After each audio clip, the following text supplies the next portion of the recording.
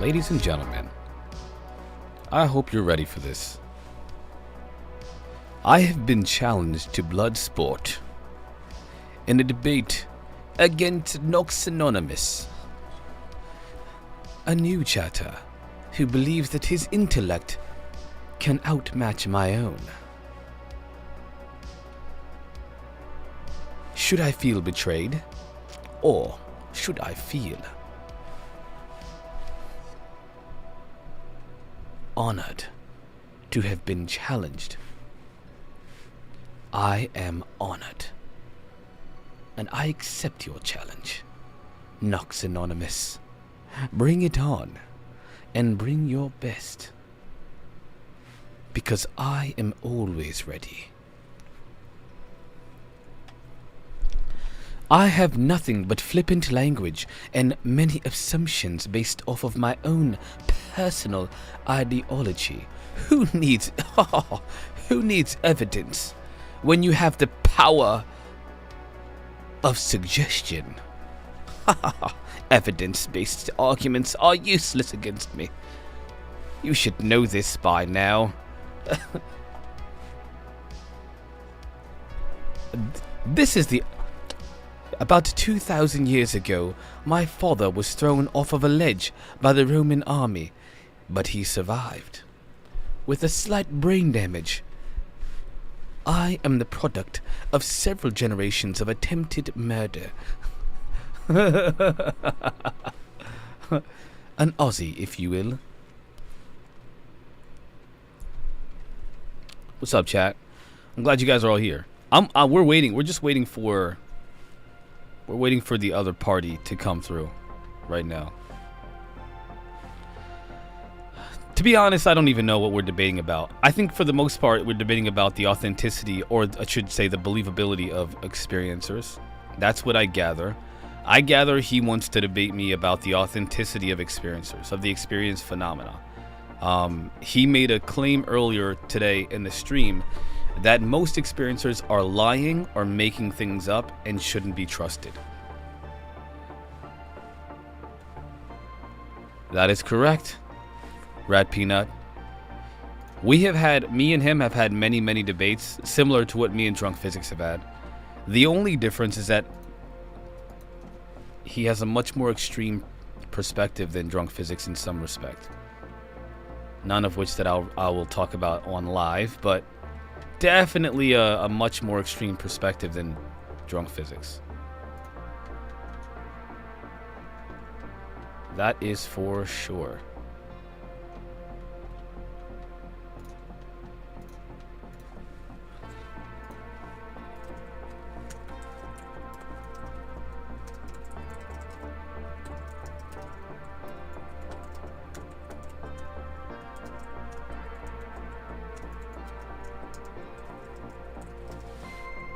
I'm waiting for him right now, guys. Hold on, I'm setting some stuff up.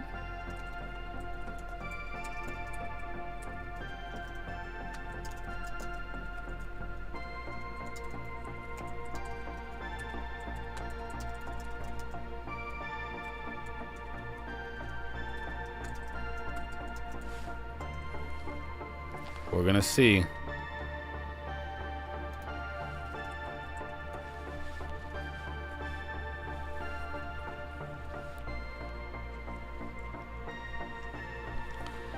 Oh, I mean, to be fair, the abduction phenomena is almost entirely subjective. There are studies, of course, but you know, the thing about the thing about that is it's still, in my opinion, it's still going to be,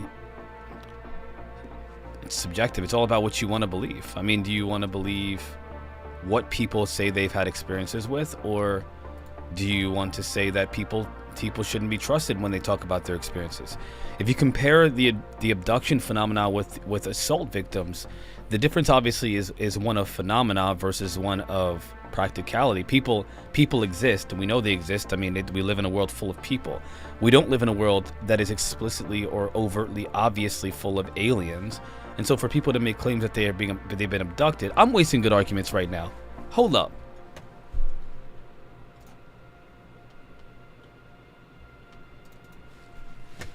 He'll be here. He's preparing the battlefield. like them aliens.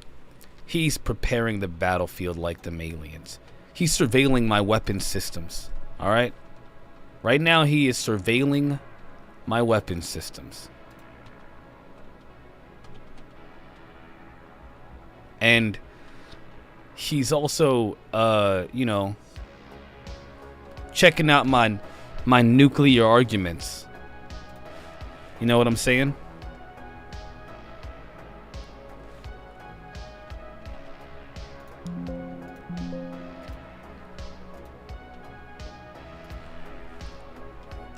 Because he knows he's gonna have to bring that heat, fam.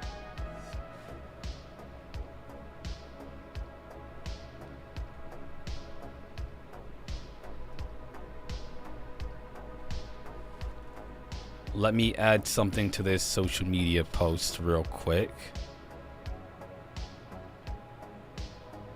He wants to, I'm sending him an invite because he's not ready yet. So, yeah, that's good to know. Hope this works out for you. This is gonna be fun. All right, let's check it out.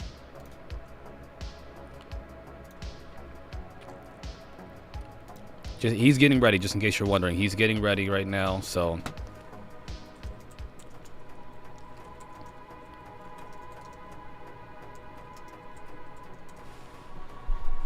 I'm just, yeah, so there's, I did 1 year of violin, Aliens 20 years ago. Yeah, man. Don't you just love the music? 'Cause I do.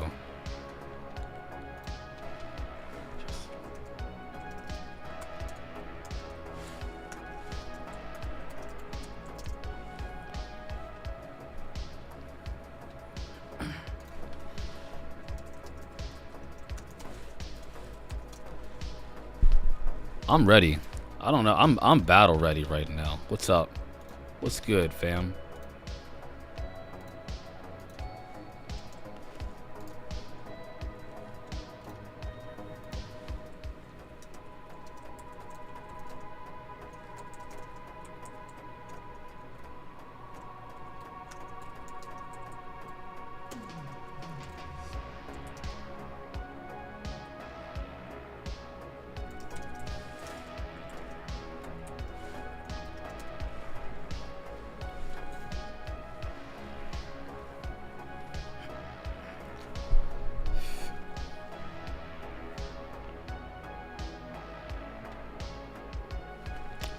Yeah, we're gonna see. Yeah, we just to Drunk Physics point, when it comes to, again, the abduction phenomena is almost entirely subjective. But again, it's all about whether or not you believe people that are victims of any kind of assault or invasive type of behavior from another anything, whether it be a person or a non-human. The other persons. I have a 12th degree black belt in debitology, alien debitology. That's how we say it in Alien Academy, debitology.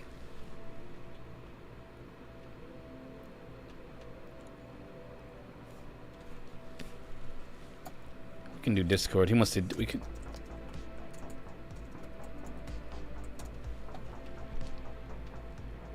Let me open up my Discord. For some reason, my Discord will not launch. I don't know what's going on with that.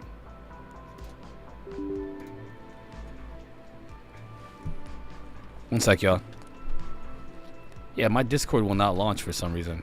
The freak.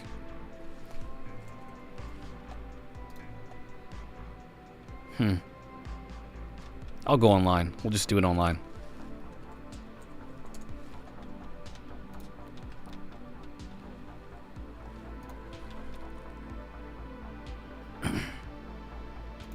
Yeah, we'll just do it online. Screw it.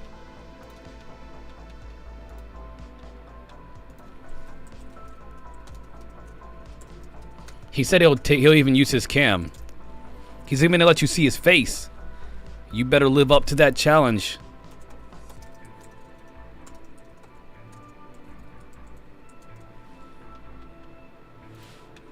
He's gonna show his face. No hiding behind the keyboard.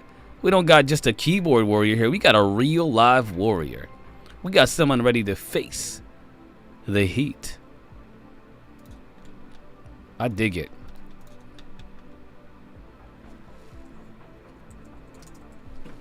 One sec.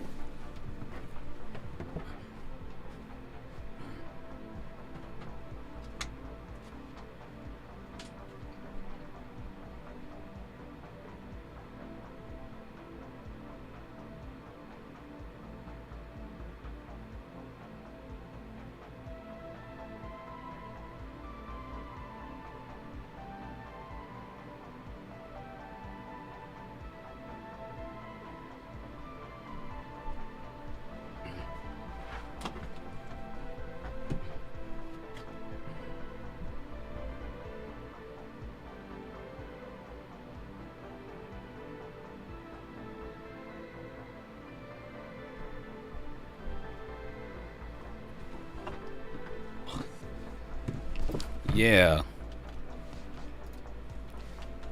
You better live up. Yeah, let's go. Let's do this. All right, we're just waiting for him to give us the okay. All right, so hold on. 1 second here.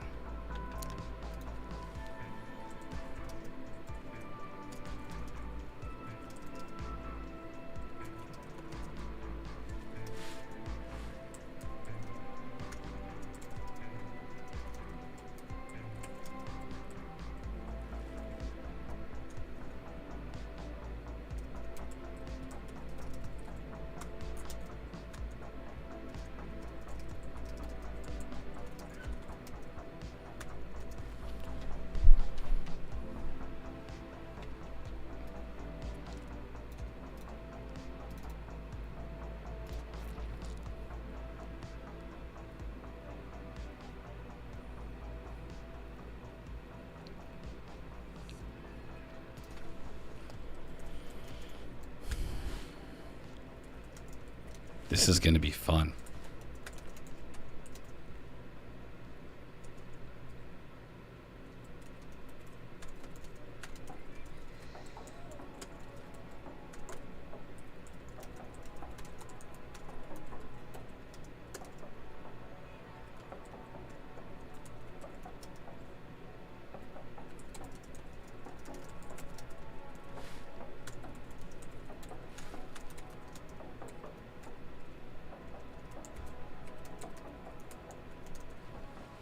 This is gonna be so good. I'm waiting, y'all. Come on, my guy. He's still getting ready. I think he's in the bathroom throwing up right now, to be honest with you. All right, he's ready. Nox Anonymous, you throwing up? You throwing up, my guy? You.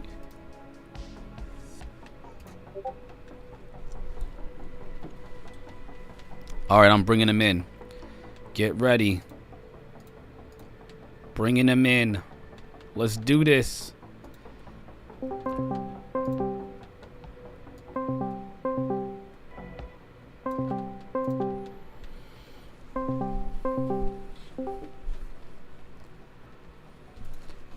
Yeah, dude, why did you choose that background? That's the background that I had a dream about when I was a kid. He brought up a childhood trauma just so that he can make sure that he have a leg up in this argument. I freaking knew it. Hold on 1 second. Hello. Can you hear me? Is this on? Checking.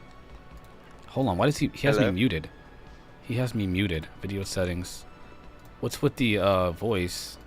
Default. Hello. Yeah, he has me Anyone muted. there? Hold on 1 second. Hello?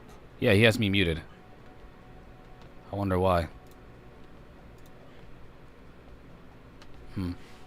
I'll try to call him back. I knew something was gonna happen. Hi, Pop. You're a good boy. You are the best boy. You went from being the end of the world pup to the crypto pup to what the fuck is up pup To the what the? to now the UFO pup. Wow. Yeah, what's up with this? He has me muted. I don't know if I don't think I do. Okay. Let me see. Mute. Yeah, everything on my audio is.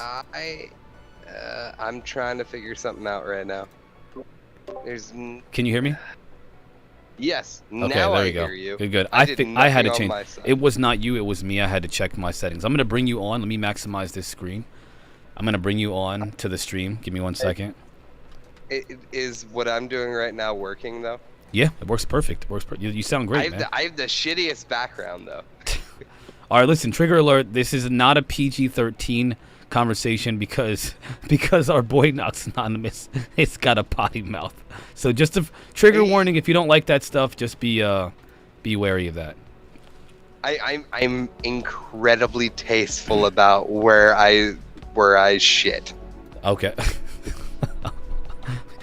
sound you eat shit. Okay, all right. Well, we'll go with it. Let's go. You're about to eat some today. I know that much.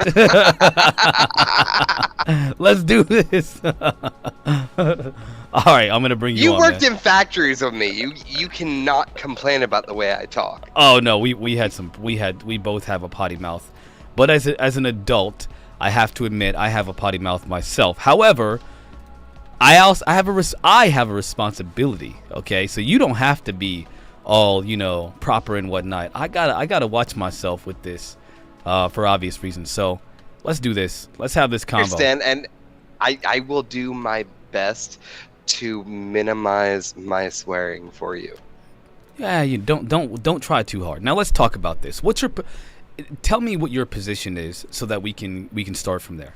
What's your position? I think that's a really solid place to start, but I do have to ask, what do you mean by my position? Because there are a lot of different things right now involved based on what you may have been reading. Example, I told you before. Right. I find it very interesting how often Hal Puthoff is mentioned in anything that is released with UFOs, considering his extensive research and CIA background in dealing with fucking pretty much everything psychic. Right. What is that a problem for you, or are you saying that's a problem?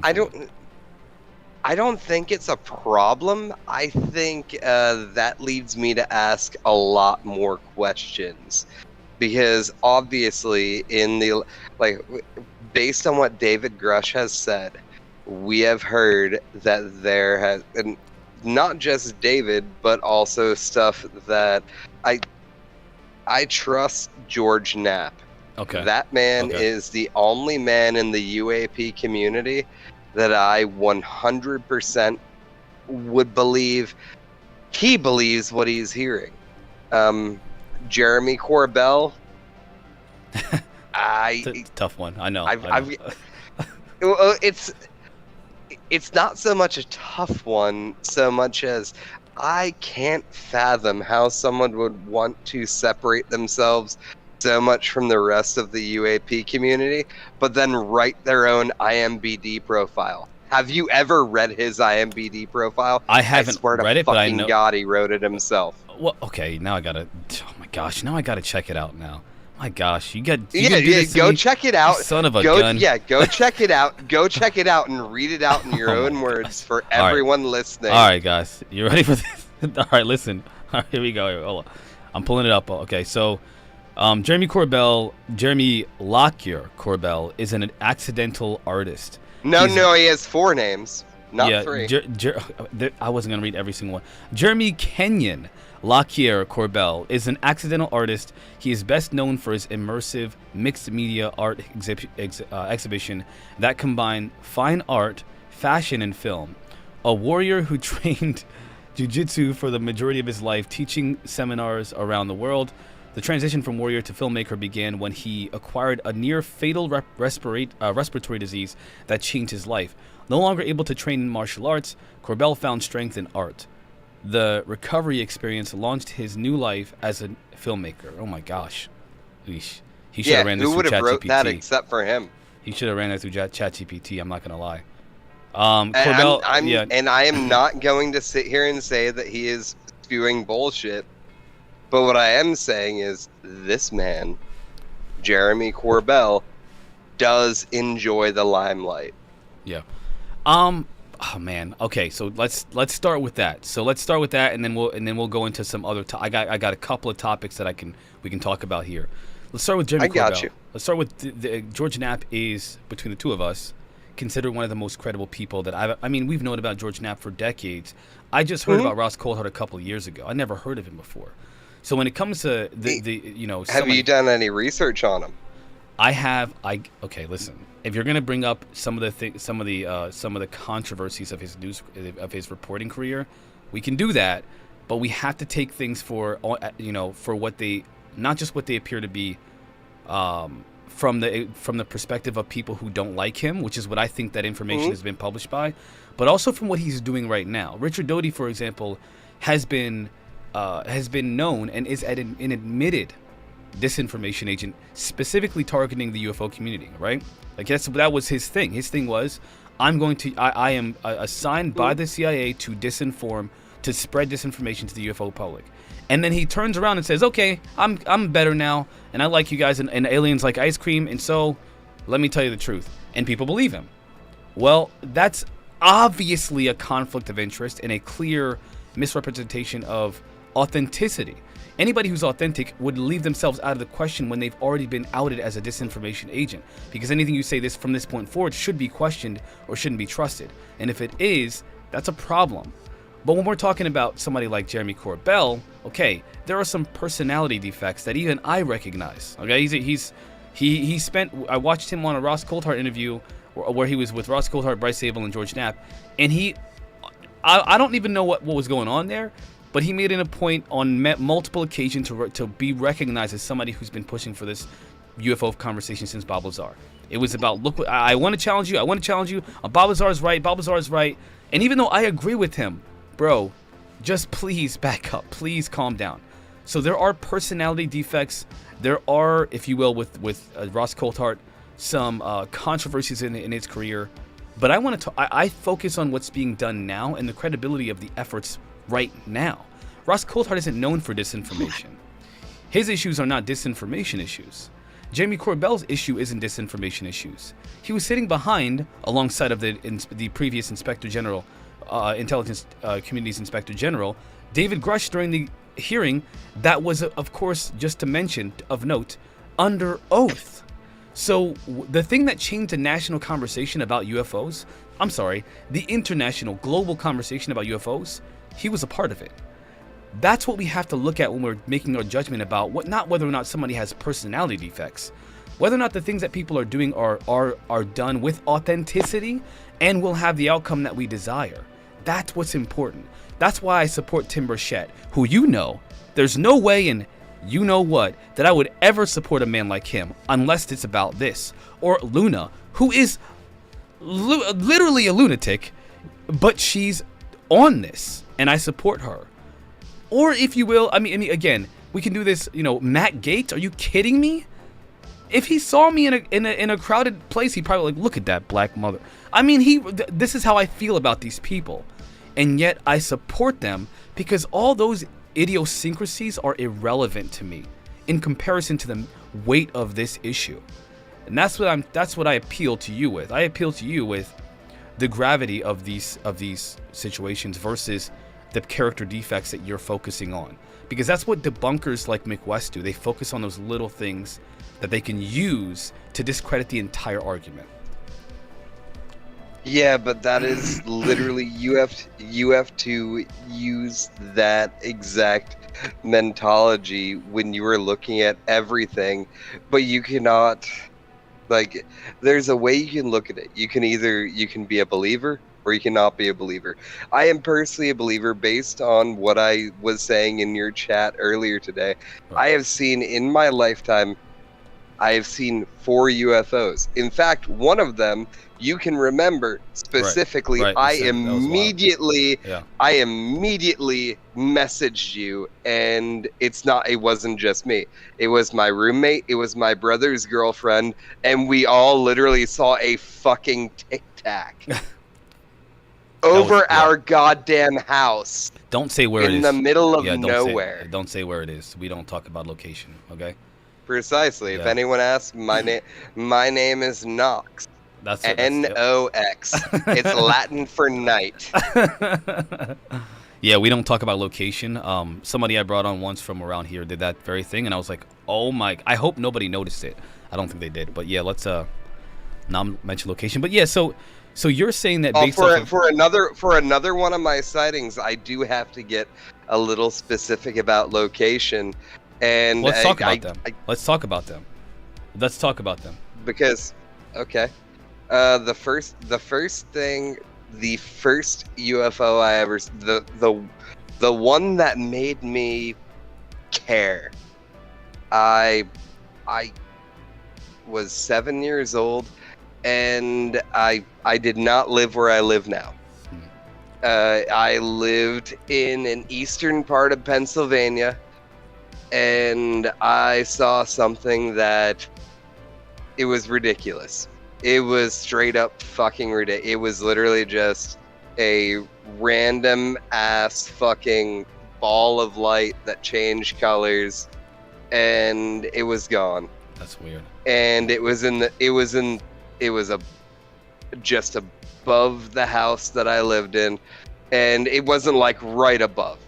It was like, it's not like 30 feet. Like, I was 6 years old, but this is ingrained into my memory. It's not like it was 30 feet above. Like, no, This thing was like at least as low as a low flying plane would be. Like just, I would estimate probably 1,000, 2,000 feet at best. Okay.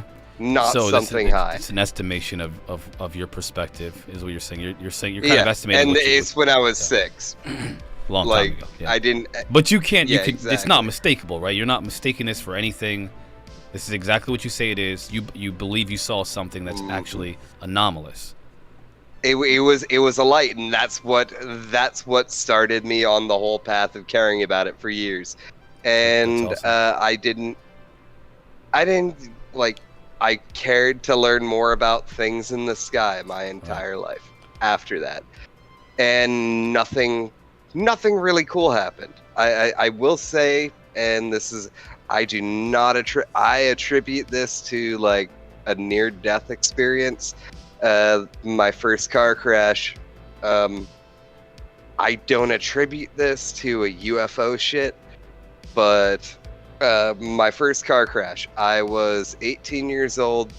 I had my license for 3 weeks. I was not allowed to get my learner's permit. I was very angry because my friend Dylan had a copy of a video game that I wanted back, and he was supposed to bring it over. So I angrily left because he did not bring it back, and I wrecked my truck. I destroyed that truck. Wow. It turned into it went from being a line to being a V, like a V.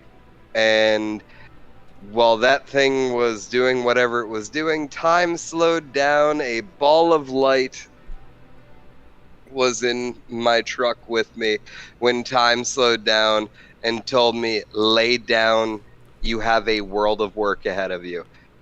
That could have been a straight up hallucination. To this day, in your mind? This was in your mind? I saw the damn thing with my eyes. No, but I mean, you heard the words in your mind. Or you just told yourself that you got a life of work ahead of you? No, that is exactly what I heard, and that's why I just laid the fuck down in the seat. And it was an 87 Chevy R10, and yeah, it's not an S10, an R10. Look it up. They did make them. It was an R10 Custom Deluxe. And I just pulled the whole seat over me because I was told to lay down. And if I would have been sitting up, I would have had a bunch of metal go through the back of my fucking head. Wow. So something saved your life. Yeah, but I've never attributed that to aliens or UFOs or anything. That to me was just, I've always looked at that as something very separate, because I've seen things in the sky and nothing else like that. I've seen things in the sky. That was the closest I've ever came to something I can't explain whatsoever. I think UFOs in the sky are easier to explain than what I went through with that. Yeah, well, and that happened once. I want to let you know that there are people working on this aspect of the phenomena, the aspect of communication through psychic means. So hearing something in your mind, that is an aspect of the phenomena. Also, there doesn't always have to be necessarily a sighting, like you see a craft or an orb or whatever. You can have communication from something else as well. People who have those experiences are called experiencers or contactees, and they're not called abductees. They're different. I guess they're just different definitions for different types of experiences. Some people I would not like to be associated with the people that call themselves experiencers, because honestly, I think the vast majority of those people, and sorry, we're going to talk about that. Yeah, we're going to talk about that. Go ahead. Sorry if any of you guys are listening. If you went through something, I apologize, but the vast majority of accounts that I hear, it's just, which one? What would make you not believable to me? What would make you not believe somebody? The simple fact that the vast majority of humans that have been born in the information age want some reason for clout. Okay, I'm with you so far. And I absolutely don't want that. Like I talked to you for years about the idea of starting a podcast talking about anything but this shit. And then I started a whole live stream about only this stuff. Right? The irony in that. Again, I had no intention. I apologize for the level of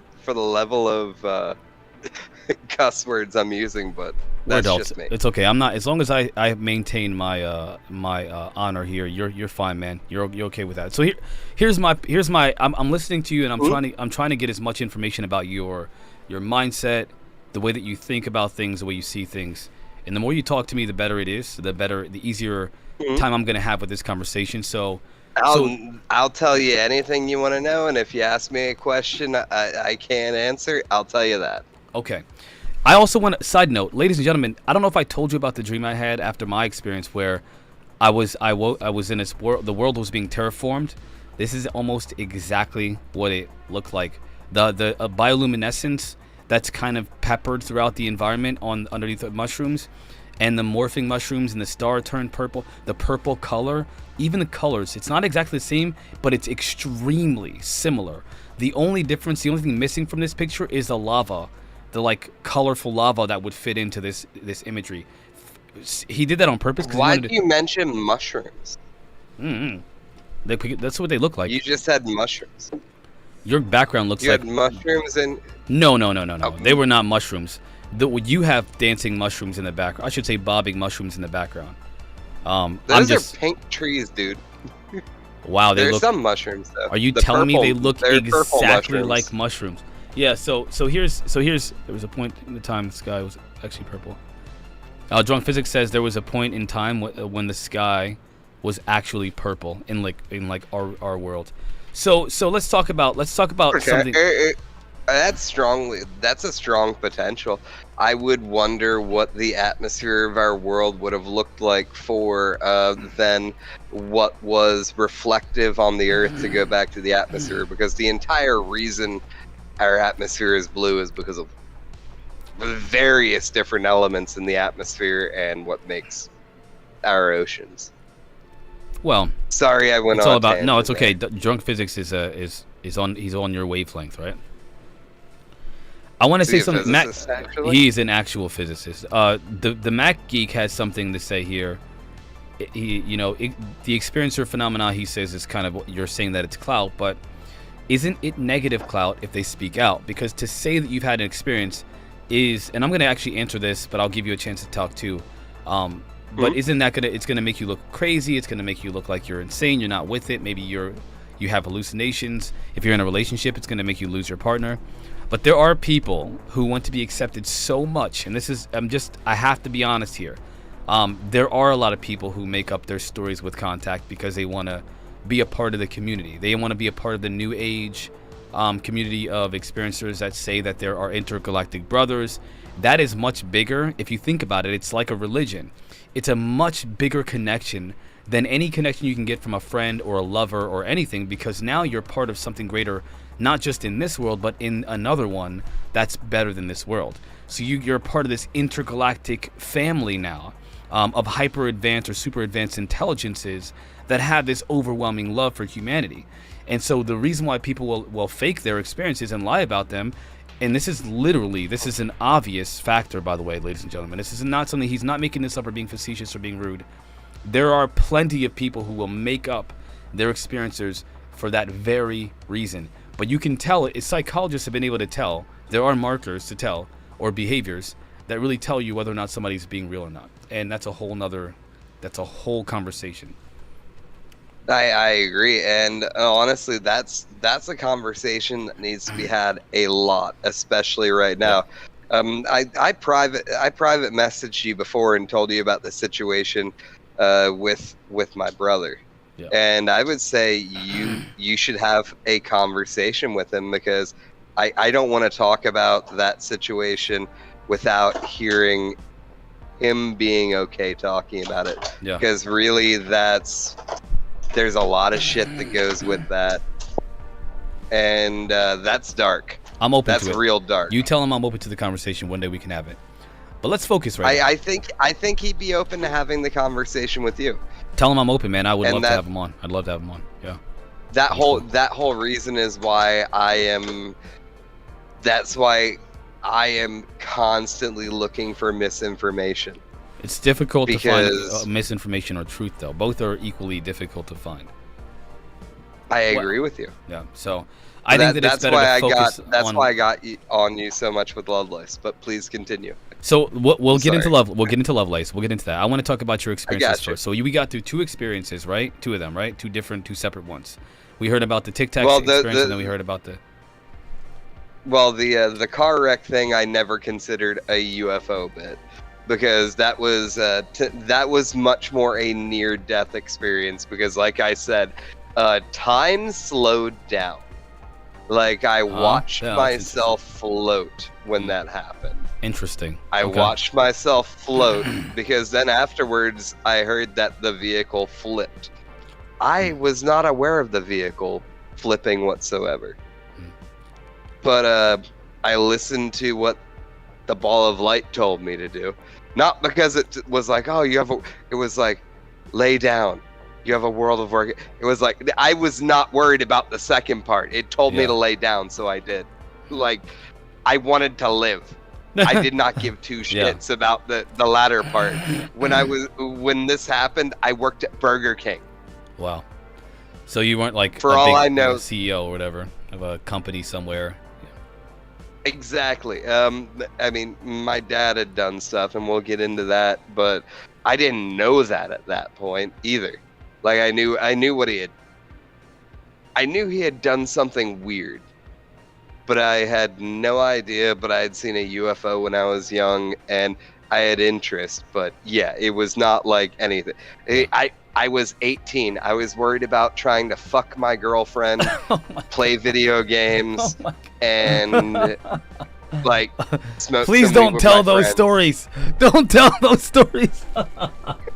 Oh no! Well, that was how little anything mattered. I remember that story. Anyway, all right. So let's how many? I just had to. So if we're getting to the second, we got to get to the second UFO experience. Let's get away. Let's get away from the car wreck, because something weird happened there. But let's keep going. Let's move on. Yeah, we'll make a private video where you can talk about whatever. But this one, I This is gonna be. I'm gonna take this off YouTube to private and give it as a link into the Discord so people can access it. Just put up a little bit that says you want this. Here's a link. Yeah. But anyway, third experience, I cannot specifically name the year or the month without looking through, because I did try and take photos of what I saw, and looks like nothing. It looks like anything you could diminute, but that was when my father was still alive, my mother was still alive, and my brother was not at home. But I saw something. Both my mother and father came out of the house and saw something, and all of us agreed that's not a satellite, that's not an aircraft, because it's just doing funky shit, and it was like orangish in color the whole time, and it was like just doing U patterns in the sky for like 20 minutes. And then it was gone. Okay. And were you with somebody else? You said you had other people. Your parents were there, and yeah, and okay. they're both gone. Okay, yeah. So no corroborating. That sucks, man. And again, that story is. It's still to this day I think about that when I talk to you. I have to. I lost my father. You lost your parents in very different circumstances. You had to watch a longer descent into this transition to the next life. And I feel for you, man. So that sucks. I'm not gonna. I would normally use that as a marker, but I'm not gonna do that to you because I respect that. You also know the whole story. Like, you've known me for years. Yeah, man. Yeah. We know each other. So the next story. Is there another one, or is that is there a third one? Yeah, that was number 2. Okay. Number 3. I can actually, because, do you still have active Facebook stuff up? I do. I'm very active on Facebook. Well, I post pretty much every day. Can you pull up a new tab on the internet right now? Yeah. Have you ever heard of godlikeproductions.com? Let's check it out. He's gonna send me to an Elon Musk's partner site. It's gonna be a bunch of girls dancing in bikinis.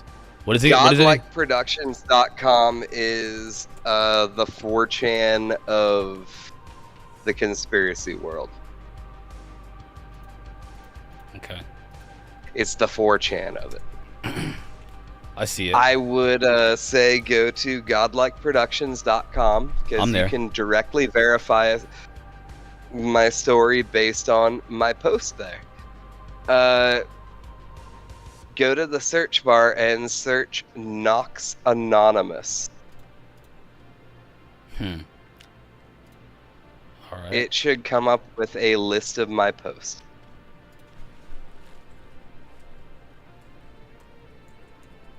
Did it? I'm putting in the search bar now. Is it? It's all one word, right? It's all one word, right? Yep. Okay, cool. Search return no results. Wait, check to see advanced search. Click on search user ID. No, search username, not user ID. And search by user handle. Nox Anonymous. And make sure that you make the date range to 2014.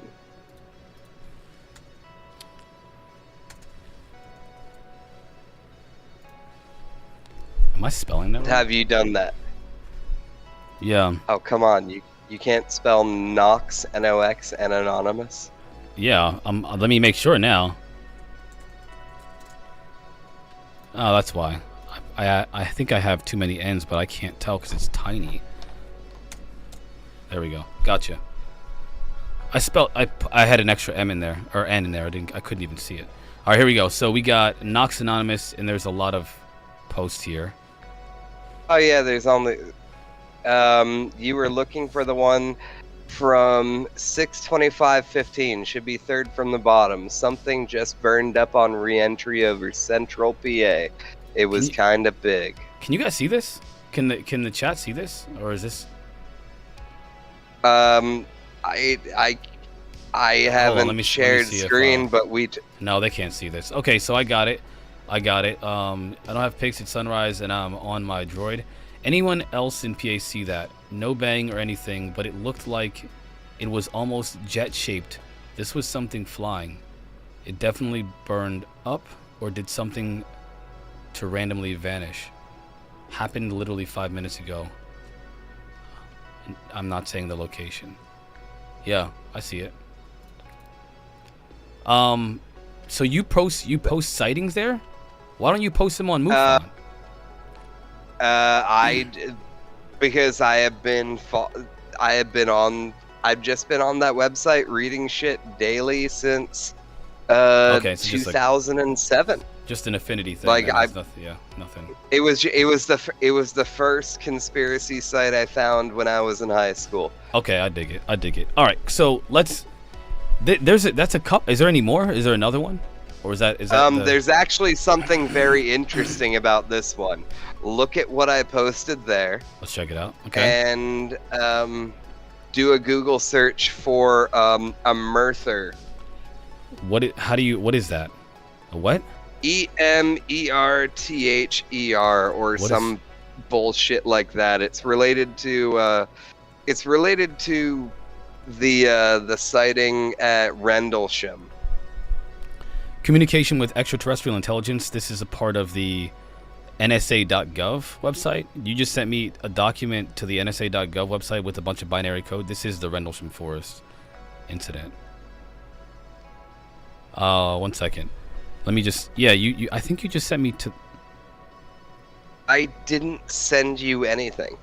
No, you told me to go to type that in, a Merther, right? The very first search result. Yeah, is a because connection. they're two separate related incidents with the Merther code. And I would tell you that's one of the reasons why I think some things are bullshit. Because the second sighting related to a Merthers, the second sighting was 4 days after I posted that, and they saw the exact same shit in the sky. The difference is, I looked at it and saw it, and I didn't decide to make up bullshit to go on the internet. Wait a minute. So let's clarify something here. You saw something that was in the shape of a jet. What does a jet look like to you? Can you describe a jet to me? When I said a jet specifically there, I can recall this very easily. I was standing outside of my house. I was looking up, and it looked like a fucking jetliner, like a 747, was on fire. Oh wow! The entire thing was just surrounded by what looked to me like not like oh, the fuselage is on fire. Right. Like, have you seen Dragon Ball Z? Oh yeah. Like, it looked like the jet went Super Saiyan and had an entire fucking thing around it. Awesome. Unless somebody died, that's not awesome. All right. So ultimately, I don't think anybody died. So what you're suggesting is that incident it's likened, in your opinion, to this document's description of another event. What does this document say? I can't read this live. It's not a long document, but it's too long to have on a debate. So why don't you tell me in this so that we can submit the Rendlesham Forest incident? I can't comment specifically on because that was a lot earlier. No, the connection you're drawing. Secondary incident. The connection you're drawing. I want to know. About the connection. The secondary incident where if you look more into it and look at the date on that post, someone from Georgia 4 days later saw the exact same thing and then was trying to say that they got some type of code work the same way of the Rendlesham. I see. Do you think the Rendlesham Forest was not a real event? No, no, I'm saying that the other guy that saw Yeah. So something this similar. is your and I'm gonna push back now. You ready? Are you ready? This is your anecdotal reference to why you think that most experiencers are not telling the truth. Because I believe you that I'm with you. I am 100% in disagreement with what you just stated. Clarify. I am just saying this is one specific point where I can say that dude that got famous about saying he was somehow related to the same thing based on making up a bunch of stuff because he saw the same thing in the sky 4 days later, and How do you he tell? made up a story. I posted it to this random ass forum. How do and you? it- How do you? How right do you there's the draw? proof. How do you draw a connection between that and the very well and articulate recount of Terry Lovelace's story? I'd love to know like the details of not only his rank, his superior officers involved, the entire process for being debriefed, the location, and the entire the series of events that he talked about. He mentioned, and I know you mentioned earlier, you did say there's some discrepancies between one account and another. We can talk about that, but you're gonna have to be specific about those differences. And then I want you to tell me why you think that let's start with why you think Terry Lovelace's story is akin to this story that you just mentioned of somebody that seems to want clout. I mean, again, to your point, we can't tell whether or not this guy got binary code from that sighting, but you didn't. And so you're saying that if you were to use this as an anecdote, not to make your whole argument, but just as a single reference to why the kinds of things people do to make up clout in your mind, you would attribute that to making up clout. Not that you know, but you would just attribute it to clout chasing because that's your perception of this person that's saying this online.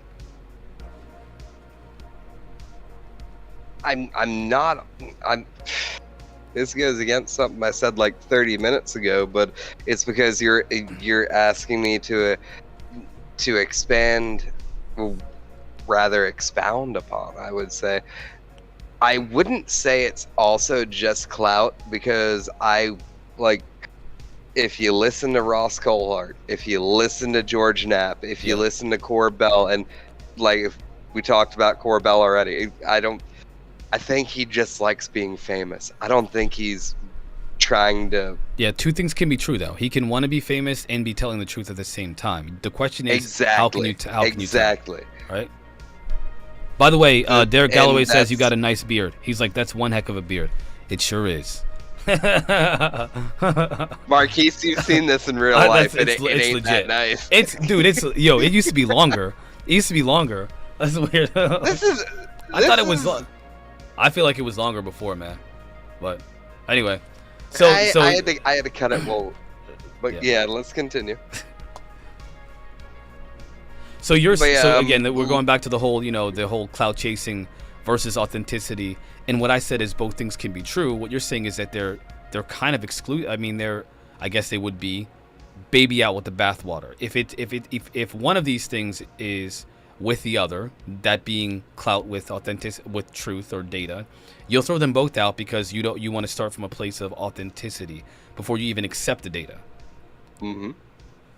That is a lot of data, man. That's a lot of data, man, because there's a lot of people that have a lot of things to say that are true, but because they have the personality defects, the idiosyncrasies, you'd reject it. And that's where I feel like you will come short. Yeah, I think you're jumping to a lot of conclusions right now about the way I think. Well, clarify. Correct me. Very simply and very easily, let's immediately go to Terry Lovelace. Lovelace, yes. Terry Lovelace, he seems like the type of guy you would immediately believe, doesn't he? I mean, seems like a guy that knows. He has a very specific dialect about him. He has this old world mentality of, hey, this is what happened, this is how it went, and honestly, I think his story is believable. I think the way he tells it is believable. Doesn't mean it's true. I just personally accept that his story as a true story. I can tell you this much, having seen some shit myself. I could tell you a lot of details and never mess them up without having seen one that close.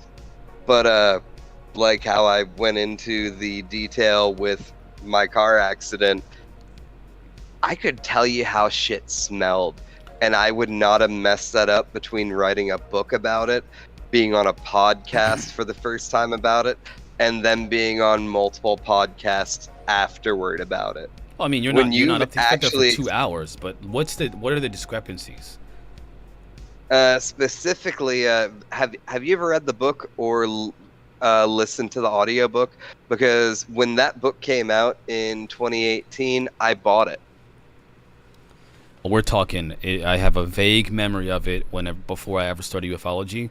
I don't have. I've been into this shit for years, yeah. dude. No. Listen. Yeah. When it comes to Terry Lovelace, the story. I read his book. I listened to his story. I resonated better, obviously, with him telling his story versus the book. But we're talking about way before I ever started this whole thing. I didn't care as much as I do now.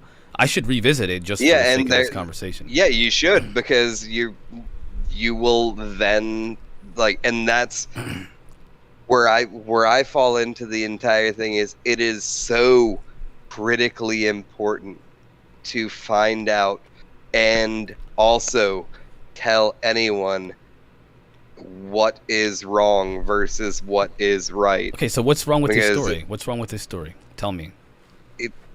The colors of the lasers. In one retelling, they're blue. In another retelling, they're red. And it's specifically the first podcast he was on versus his book. And the same thing happens with who is driving the car when they leave. If you went back into that chat, I said, oh, because I was listening to him on a podcast, I was like, yeah, then he leaves and Toby's in the shotgun position. In the book, it's the opposite. Toby's driving him out and he's in shotgun.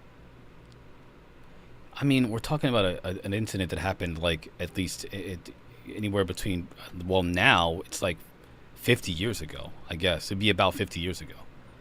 If you were frantically leaving a site where you may have been abducted, do you think you would not remember if you were the driver? I remember pretty much every detail of my experience.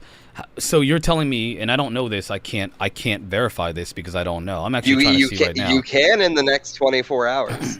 Yeah, I guarantee you. I'm literally looking right now to see if I can find those details because, yeah. But either way, continue. So you're saying that there's a discrepancy in the color of the light in his position in the vehicle that make you feel like he's not being honest about his account. That's what you're going with, right?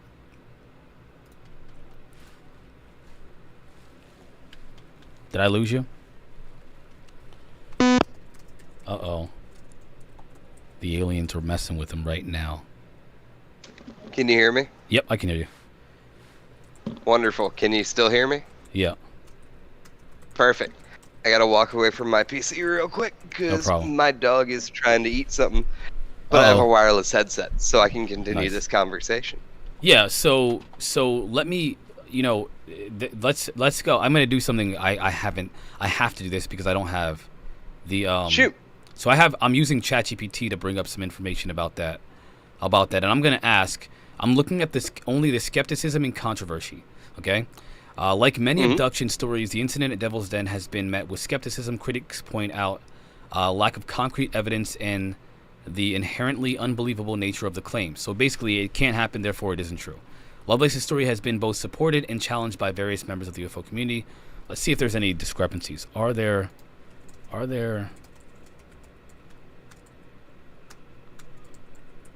any discrepancies? And let's see what it says. So Terry Lovelace's account of the incident at Devil's Den, both interesting and so lack of evidence, there's not.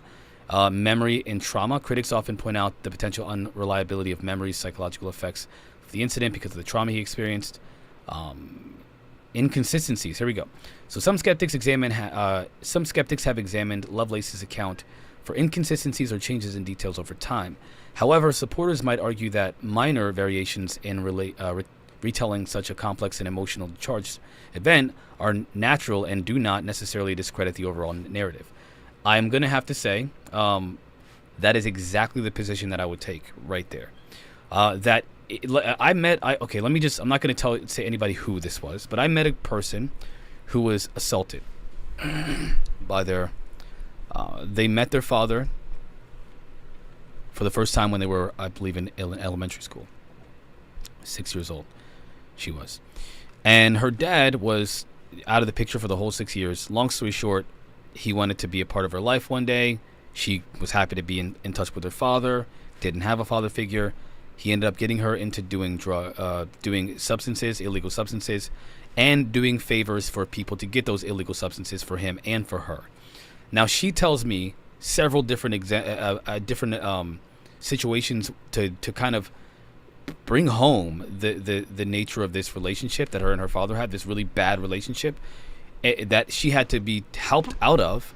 But the main point that I wanted to make to bring it along with this is that because of her trauma, there are people that she cannot remember their faces because she, for some reason, she said the things that they did to her, even though she'll never forget the way she felt, the smell of the room because of what was happening to her, if you guys know what I mean. All these very explicit details she'll never forget.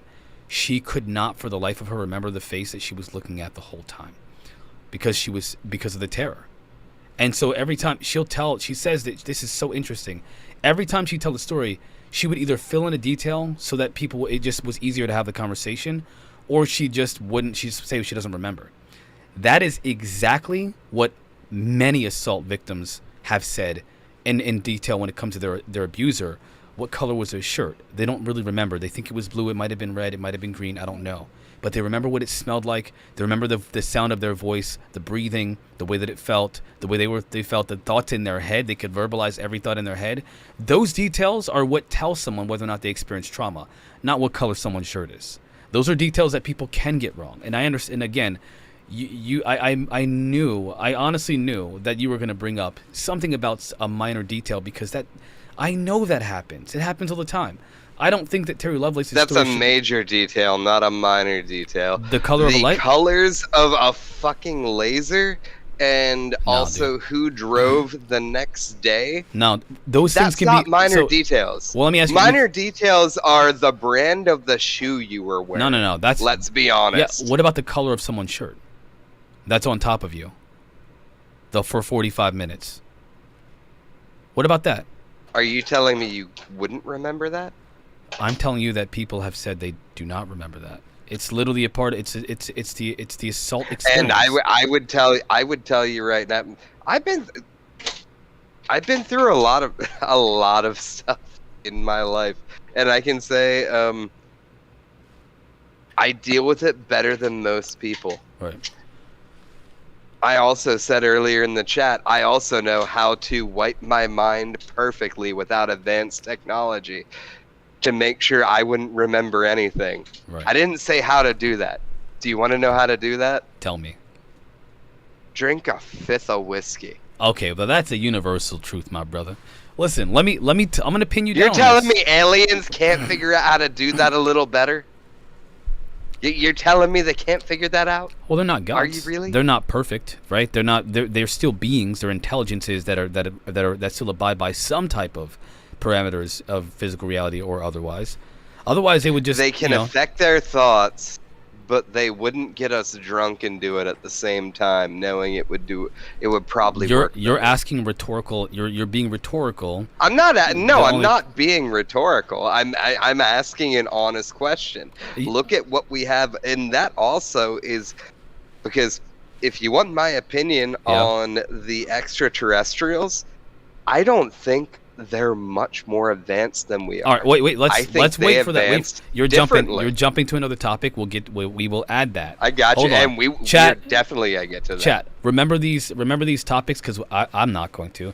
Right. Another topic that he wants to bring up is how advanced are these non-human intelligences, and are they extraterrestrial?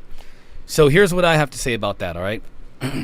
I think that your characterization of people misremembering things, or if you will, coupled with the ability of these non-humans, whatever they are, alien or otherwise, to wipe our memory, but not completely, that mischaracterization is where the problem with your argument lies. Because what you're not doing is recognizing that even in the human experience, when people are given, for example, roofies, a date rape, their date R-word drug. Do not say the R-word, please.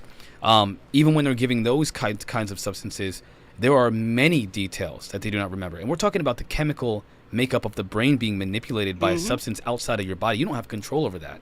You cannot tell me that it is not a common occurrence for people to, for example, be under the influence of those kinds of things or any kind of drug and have these flashes of memory, of lucidity throughout the experience. It happens all the time. It's part of just being human.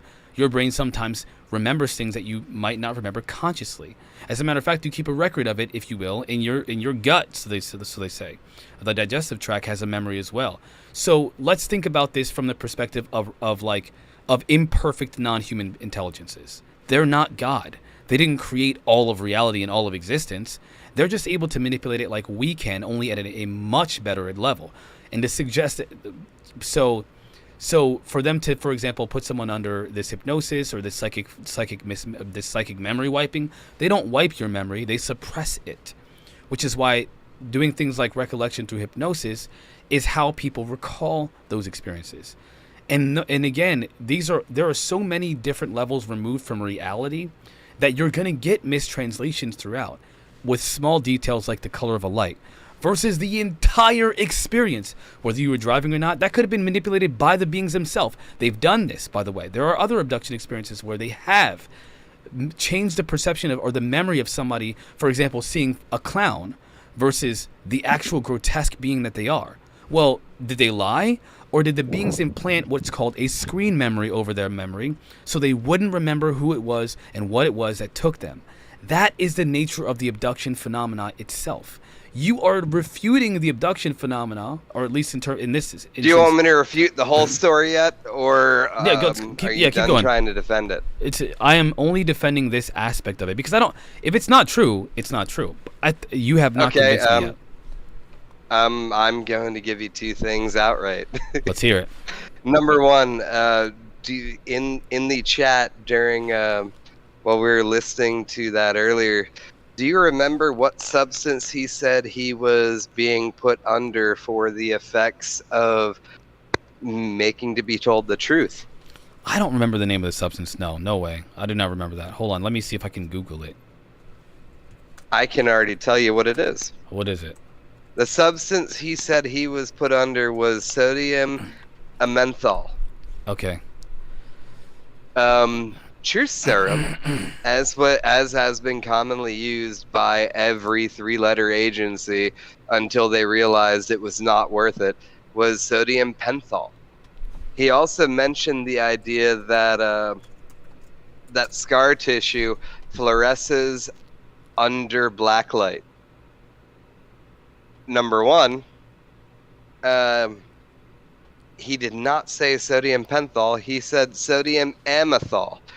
I specifically said in the chat that he was talking about Blue Heavens, which was a street drug, and it was used once or twice to get people that had never spoken before to try and even utter something. So you're saying he made the whole Number thing. one. Oh my gosh. Okay, this is Oh, good. I can actually put this up live. I have to adjust. I have to use my phone to show the scar tissue on my hand. But Marquise, you've seen the yeah. When we worked together, you saw the scar on this hand. Your left hand or your right hand? God damn it, my right hand. Okay. The one where my dog bit me. Okay. That's a long time ago. I guess. I don't remember exactly now. Well, hold on. I'll just take a photo and put it into the Discord, and maybe you can add it in. Yeah, hit me up, and then we'll. Because I'm doing this. I'm doing this right now, actively. Okay. Actively, everyone can see this on the screen. I am taking a photo of the scars on my hands. You saw the light. Yeah. I am going to upload that directly right now. And remember, he did say in his recantation that scar tissue fluoresces. That's the whole reason why they were like, "Oh, there's something in your leg, but you have no scar tissue." Right. So are you again? I'm trying to make sense of this. So you can, you're you can I'm see pulling it up that here. right now. Yeah, I'm pulling up. I see what you mean. So I can't pull. The only reason I can't pull it up is because my Discord on the I desktop. understand. Yeah, it doesn't work for some reason. I can't pull it. But it's I can't obviously. I can also. Dang nabbit! I can't pull it up anywhere. You would almost have to see this in person because it'll be a fucking nightmare otherwise. No, I think I see it. It's really bad. It's a pretty bad gash. Well, yeah, but now I'm taking the one with the UV light on it, and that scar that you can clearly see should fluoresce if his claims are that scar tissue fluoresces. It's a pretty easy thing to fucking undo. All right, but I mean, scar tissue aside, glowing scar tissue aside, all right, fluorescent scar tissue aside, I'm talking about the nature of his claims. You began this part of your argument by saying that you think that I've got enough shit on. I've got enough stuff on my pants that'll fluoresce from my dog licking me. Wow. So you can see what fluorescence is versus. I hear what you. I don't see why this is a point to stick on. I'm talking about the nature of his experience versus the. Again, you. This is exactly what Mick West does. He will do this these little details and then hyper focus on them and find holes in them. And again, I'm not going to dispute if you find a discrepancy. It is so incredibly important to this topic that you discredit what is discreditable. I'm not discrediting the fluorescent. I don't even know what to make of that, man. I think it's irrelevant. The question is, did what happened to him happen? Not does his scar tissue light up like fluorescent? Why does that matter? That's what he's saying, because that's what he's saying to try and reinforce what he has done. And that is incredibly important. That is unbelievably important. No, wait, explain to me why though. You have to give me a reason why that's important. I mean, in comparison with his entire account, the one minute detail you point out is his non-fluorescent scar tissue. I know what things look like under a black light, my guy. I'm still trying to figure out what are all those splash marks all over your computer keyboard. What's going on here? Oh my gosh, your computer screen looks absolutely That's not my keyboard. That's not my keyboard. That's my carpet and my Oh my pants. gosh, I just see a bunch of white moon crescent splatters all over his keyboard. What the heck, man? You should have What'd you do before this show? Is that how you get ready for things, man? You're muted. Oh, that was funny. I should know.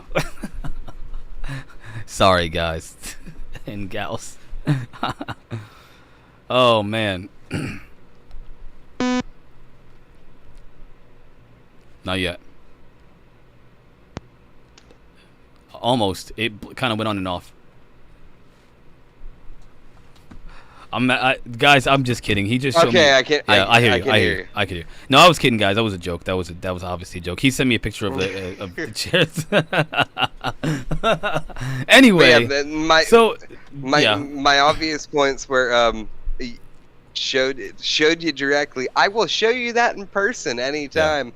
Yeah. Scar tissue does not fluoresce under black light unless unless literally you've pretty much had an entire arm taken off. All right, Doesn't so exist. yeah, Doesn't so happen. I don't care. I don't care about that at all. I think that's something that he could be wrong about, 100% wrong about, and it's irrelevant. No, It's irrelevant. that's incredibly relevant. Why? Because that's the proof of the experience. No, I no, gave no. you That's more not proof. I gave you more. I gave you more proof of my experience from 2015 than this guy could in a podcast. You, oh my gosh, you're being disingenuous. Listen. No, I am not. Hold on. Let me push back a little bit, okay? So you're telling me of all the things in that hour and 40-minute video that we watched, the fluorescent light you didn't like, and the fact that he said that the laser beam was a different color. Those are your 2 data points for the whole story being incorrect. I'm sorry, in the car position in the vehicle. His position and also the fact that sodium. Oh yeah, also the fact that he messed up the truth serum because he picked the street drug rather than sodium pentothal, which all the agencies were using, because the one he said about was basically just the tranquilizer before benzos. Listen, I'm not very. My pharmaceuticals. There's an unbelievable level of discrepancy where you would just be looking and hoping. He could have actually probably made a really good story if he had access to the internet. Hold on. Before he did it. Okay, hold on. Man, you are. Oh man, this is getting me all fired up, chat. All right, listen, hold on. So we got the fluorescent glowing scar tissue that he was wrong about. That's what you're saying, right? The color of the laser, the color of the laser that was when he was on the craft. That he was it differentiates okay. between the book and his first podcast, and in his retelling in what you were playing earlier, he never specifically mentioned who was driving. So that's a third account versus the first podcast he was on, versus the book. If you go back and listen to what you played, hold on. He never actually mentions who was driving in that one. The fourth thing is a position in the vehicle, and then the fifth one is because, what was the fifth one? You had a fifth issue with this story. Oh, the drug that he used. Dude, those are you picked should have again. Been sodium pentothal. You're literally doing exactly what debunkers do. When it comes to, again, when you're talking about recalling a story that's over 40 years old, if you make a couple of mistakes like that, I don't even care. Is your story, is the gist of your story where you were? What's the definition of a couple? 2. Let's say a few. I count 5. Yeah, those are still, but they're so small. They're such little. Again, it is akin to my shoes are this color. So you're telling me you won't remember your getaway driver? I don't know. I'm not him. I'm not. But again, I just told you. But you would not remember your getaway driver. Hold on. That's the one. That's what burns it all down for me. No, dude. You would remember whether you were the one that rode or the one that drove, leaving that campsite after that. Again, end of story. Have you ever heard of an assault victim in your life? Ever? I've been an assault victim. Okay, and again, I have too, and there are differences in my memory with a lot of things that happen because I'm like, it's been so long, there was trauma involved with it, and also there's a lot of shame. Those things have psychological impact on the way that I see the story and tell it. So let's say that I said, man, I think I was wearing white shoes, and those are the ones I used to run away. Would that could be used to discredit my entire story in the court of law? To your point, it could be used to discredit my entire story. It's kind of what you're doing. You're using this as a reason for discrediting the whole thing. Oh, he talked about the only thing that I think is even remotely valid, by the way, to be specific, is the difference in the drug that you mentioned, because it's only your perspective. I'll also mention, I did spend a good solid hour. There is absolutely no proof there was ever a phone conversation between him and Tom DeLonge and Lou Elizondo. There's nothing. There's no proof anywhere at all. I don't. That's what I looked and I didn't find anything. Hey, I'm thinking, what are you talking about? Hey, guess what, Marquise? I had a phone conversation with Lou Elizondo yesterday. We were talking about a mothership right above. Yeah, if right you wrote above if you wrote a book about it, Lou the Elizondo Earth. would call you out on Twitter right now. I mean, we don't live in the age where those things can go unchallenged. We live in the world where everything goes viral in less than 24 hours. Actually, now it's less than Really, an hour. because Lou Elizondo can't call out the guys that ransacked Grush's house before he even made his statements to Congress. Why couldn't he do that though? What are you talking about? What do you mean? Nobody. Those. What do you mean? Do you not know about that? Yes, I do. But what are you talking about? Why wouldn't Lou Elizondo put that on blast? Because it's under investigation. It happened in 2022. It's under investigation. Grush made it very clear he can't talk about the specifics of the assault that he received because that it's still under investigation. It could harm them. When the police have a serial killer in your neighborhood, they don't tell the public, even though it's like, what? Tell us why? Because they don't want the serial killer to know that they know that they're there. Or you can use your own CSI reference. The bottom line is, that's not a again, that's a bad argument, at least in that point. That one point is not good. We'll go back to the other ones though. I disagree with you. I don't think it's a bad argument. I just think you were unhappy with the argument. I think that it was an invalid one. I think it's a mute argument, because you're like, well, you know that thing that they can't do because they're thing that if they did it, it would ruin an investigation to help them. Well, they didn't do it, so therefore, how can we know it's true or not? I wasn't saying that. I was not saying that whatsoever. Dude, you said, and maybe I misunderstood it. You said that when, why didn't Elizondo essentially post about go viral the situation that happened with David Grush in 2022 that's been circulating on Twitter and Reddit for the last year now, especially recently. I'm sorry, not year, month now. And why didn't Lou Elizondo put it on blast? Because it's under investigation. That's why he didn't. So when it comes to things that can go viral, Terry Lovelace wrote an entire book about it. That is he's lying. He's lying, right? If he's lying, Lou Elizondo can sue him for lying about having a conversation with Tom DeLonge could sue him for lying about having a conversation with him. He could be sued for that. He could be sued for that. Why the hell is no one sued Greer yet? That is a very good, because he got that long. Never mind. He put that thing on the table in the courtroom. It's because he has the pecs of the god. 68 years old. No. He can rip his shirt off. He will flex and make the angry aliens leave. So Stephen Greer was called out by David Grush because Stephen Greer was running around saying that, I coached him myself. I did it. I did. Read David Grush's actual statement.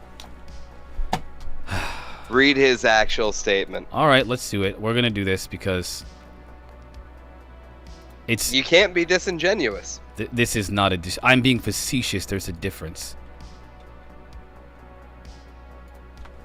And it's like a monkey dancing on a razor blade. It's not so far separate. It's pretty far separate. But no, I can see why you want specific. This is exactly what debunkers do. Hold on one second. I'm looking, guys. See if I can find it.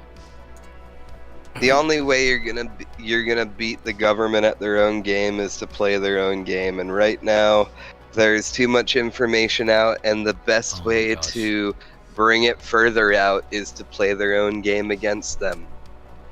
That's what you gotta do. I'm not sure I'm gonna be able to find this tweet. Hold on.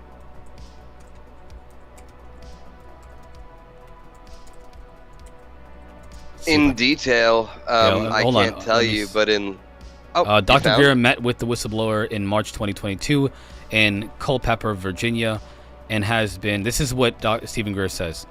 Has been providing him with information about facilities and operations. This is what Stephen Greer said, okay?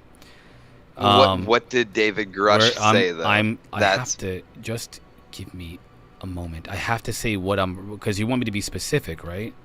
So... I know. Your level of waiting made me go from drinking beer to taking a shot. I could have pulled this up like 10 seconds faster. Come on, it's not that hard to find. Then pull it up. If you can do it, what's the point of having me search for something that if you can do it faster and better, then do it faster and better. Come on, tough guy, do it. Do it. You're the investigator. I'm the guest. I shouldn't have to be doing this, but okay. Oh, here we go. Here we go. Watch him still look. I'm looking on Twitter right now. I can't believe this guy. He's such a. Okay, here we go. Who? Statement from David Grush. I took my job very seriously, and early on, I allowed various individuals that alleged they had information to speak their truth as part of my evaluation process. I have not been mentored by anyone. Did I not joke about the fact that Greer essentially suggested that he told Greer what this? It's this mentoring is giving someone guidance on how to be something. This is David Grush's comment. I have not been mentored by anyone, and my public disclosure has been done independently under my own free will. I empathetically request that Stephen Greer cease using my name to promote his personal agenda. I literally, and I facetiously so did this, said the exact same thing. I just said it facetiously. That's all. I said it facetiously. Not exactly. Here we go. He's parsing. Well, you're gonna parse. You You're gonna parse exactly words. say Okay. that. All right. All right. No, I did. I said I was facetious about the way if you were to imagine what I said being akin to what he said, it's the same thing. I just used a different way to convey that and to communicate that through humor and through being facetious. So yes, I said the same thing. I just didn't use the exact same words. Stephen Greer claimed that he essentially mentored, he told Grush what to say. He literally did that. I mean, again, literally, obviously we were not talking about verbatim, but in principle, that's what he did. And Grush said, keep my name out your mouth, Greer. Keep my name out your mouth. Now let's continue. Like I was saying, dude. The whole issue I have with everyone in the UFO community is that no one will actually just tell someone they're full of shit. I've challenged people before and I've gotten some heat for it. I'm not afraid. I mean, we're having this conversation. I have no issue with telling someone they're full of. I don't care if Stephen Greer is standing across from me with his shirt off, ready to fucking like wrestle me or something, like butt naked in a bed of hot oil. Yeah, but I will tell him CE5 is bullshit. Like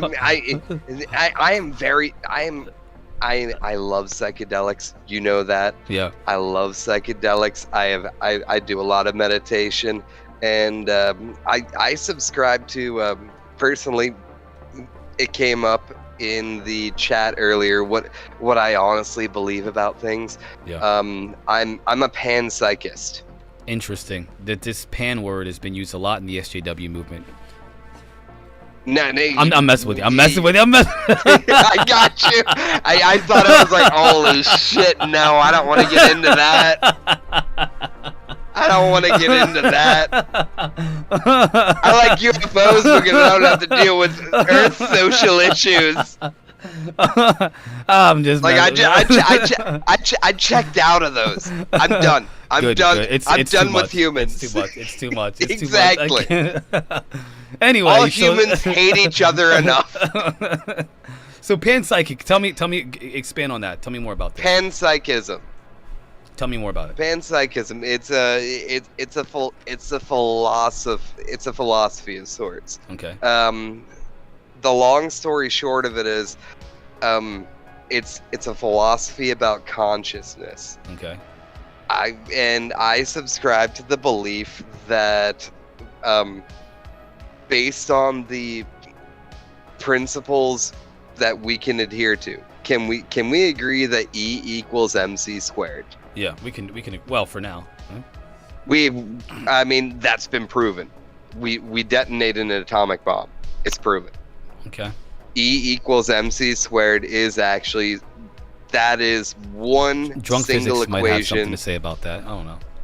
Maybe. I'd love to talk to him about that because I don't know. I'm just saying. Maybe he. I mean, maybe Gotcha. I'm just saying as science changes throughout, we can use material science even if it's wrong, because it still can be applicable, at least for the purpose that we need it for. So, for example, if you understand science as it is today and use it to create a technology, it could be 10 years down the line that the nature of that material science changes dramatically because of a new discovery, and yet you can still use it based off the principles that were previously incorrect. That happened 2 days ago. What was that? What That did I miss? happened 2 Oh, you're days talking ago about in the South super Korea. Are you talking- LK-99. Yeah. That Yeah, was, I mean, that- actually, me and my roommate already ordered this stuff on Amazon, and we're going to try making it this weekend. What is it? Because it's that easy to make. Oh my gosh, these guys, chemists. All right. No, so it's literally that easy to make. Did you read the patent yet? I have not Did you read the patent. read- No, I have not read the patent. I've only read hold the, on. Oh, bring up the patent right now, because Hold on. everyone listening should hear this. Do you know what Because- what's the name of the patent? What's the name of the patent? Just Google LK-99 patent. It will come up almost first. Yeah. And look at the first reference patent for it. Guess whose name is on it? This is wild. All right, so I'm gonna go to Google's. You ever heard the name Salvatore Pais? The name Salvatore? Yeah, that name has. I've heard of that name before. I don't know why though. I'm not sure exactly why. Hold on, I gotta pull up a different one. I can tell you why. That's too. Where is the patent that I can actually? There we go. Wired. Experts doubt claims that LK-99 is a room temperature superconductor set to open up. Nope, a already future- done. Already done. Immediately after the South Korean place put it online, a Department of Energy group ran a supercomputer, said it didn't work. Like 20 minutes later, a group in China was willing to put online, yeah, they could reproduce it. Then right after that, 2 different labs in the United States yesterday were able to physically reproduce it. And then the Department of Energy had to say, well, we didn't mean it was impossible, just improbable. Okay, I think you're right. That Also, was the last Twitter, 2 yeah, days. Twitter is also is rife with that same conversation. I don't know because Twitter was talking about it. There has not been any updates since the last time I seen it on Twitter, which was a couple of days ago. Or was it yesterday? Well, It was this time next yesterday, week, yesterday. We'll have to wait for that one. This time then. We'll have next to wait week, for that based on how easy it is, I could bring you a superconductor, because I can tell you how to make it. It's like literally based on the patent, it's like 4 different elements in their crystalline format, so you can buy on Amazon. You have to get a vacuum compressor, and you have to have an oven. That's it. Let's veer away from building a bomb in your basement, and let's go back to the Terry Lovelace It's not story. a bomb, it's a superconductor. I'm messing with you. So because I can't say it on live, but we'll talk about that later. But anyway, let's talk about Terry Lovelace, because first of all, it's fascinating. Just so you guys know, I did not bring it up because it's not related to UFOs. It is related to the possibility of advanced technologies. Because if you got superconductor, what are some of the applications? Hold on one second. That's the first thing that I looked up. Is like, what are the applications of this? All of them. Yeah, but I want people to know why you list them off. This is gonna be really cool. This is crazy. It's all of them. This is wild.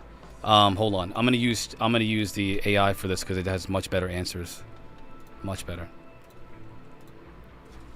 Do you want me to list them off? Well, you I'd can, probably but do better than AI. Okay. Yeah, I could do better than an AI at this point. Lossless batteries. You could have a battery that never loses charge unless you actually have to pull a charge from it. It no longer loses ghost charge. Everything in your computers, everything in your phones, suddenly heat's gone. Heat's gone because the only reason heat is produced in any electronics is because they use semiconductors, not superconductors. Yeah. Superconductors specifically, and Drunk Physics, if he's listening, will back me up on this. A superconductor runs pure lossless energy down a single channel. What's going on with a superconductor is, I'm gonna put this cigarette out and use this straight line semiconductor. Bing, Yeah. bing, bing, Yeah, bing, you're- bing. Yeah, it's also Superconductor. Bing. smooth. Yeah. Nothing. Nothing. It's frictionless. It's frictionless. Smooth. It's called Yes, frictionless. Yeah. Precisely. Yeah. So And I can't explain why that's happening, because I don't know enough about that. I want to know enough about that. I don't know am if- 32 years old. In 20 years, I hope to be able to explain that, and also in feel 20 years, comfortable you'll about be- knowing that. in 20 years, you'll be teleporting from one location to another with your super advanced spacesuit that can travel the cosmos and instantaneously, because we've gotten in contact with hyperdimensional beings that have access to the secrets of the universe. So don't worry about this. Superconduction, what is that anymore? Anyway, I thought you were a fan of the idea that the aliens didn't like us. why do you think I am not a fan of that? I am, when it comes to that narrative, it's because of my studiousness that I believe that. And we can argue that as an inevitability, that we're going to come into some kind of conflict with at least one of these groups, if we haven't already. We can talk about that. And the only way that only thing that I can use are accounts that have been mentioned by the U.S. military, and of course the abduction phenomena as a whole is nothing but a manipulation tool. But we'll talk about that. That's another topic beside the ones we have to focus on now. Understood. All right, so the chat, we're gonna have to just go with this, and I guess everybody's gonna have to make up their mind. I mean, if there are questions, I'm more than happy to. If anybody has any questions about his perspective on the Terry Lovelace story, go ahead. My position is that I think that Terry Lovelace was telling an authentic recount of his experience with his buddy, whatever his name was again, at the Devil's Den. Toby. Your name is interesting. His Toby, name's boy, Terry, and he's his black. buddy's name is Toby. And your name Just is saying. Toby. His name is also Kunta Kinte. That's his real name. Anyway, so they had this. I think they had this incident. I think that he was investigated by the military because of this incident. They essentially harassed and targeted him which is what they do with this is a known thing with abductees. Not all of them, but back in the day, in the 70s and the 60s and the 50s, well, the 70s and 60s, the military would literally go and harass people who were abducted because they wanted information about what happened to them. What happened to you? What do you know? What did they tell you? What was your experience? They're literally trying to collect information on these non-humans' activities on Earth. They've been doing this. This is known. And again, if you are astute enough to look into the history of ufology, you'd probably be a little bit more cognizant of the fact. Okay, so you're aware of this, if you will, you've talked about my labs before. You're willing to accept that there's military abductions. I believe that's you. I think you're one of the My Labs people. But you're unwilling to admit that people who've had experiences and they have some misrememberings of certain small details, minor details here or there, are authentic. You think that they're not authentic. I am of the persuasion that they are authentic and that they are having what has been imposed on them, and that is a misremembering because of the nature of the experience, which is that of one where you aren't supposed to remember, or at least the memory is suppressed. Okay. Let me speak more simplistically. I think Terry Lovelace. I caught everything you were saying. Terry Lovelace is telling the truth because I think that it's rather funny because earlier I mentioned about the idea of what our technology looks like versus their technology. Yeah. And my opinion on that actually supports your opinion on Terry Lovelace. Well, I think that their technology is I think that their technology is inconceivable to us. And I don't think that because when I see something... I disagree. Well, what has been said by people who have alleged to have worked on these technologies?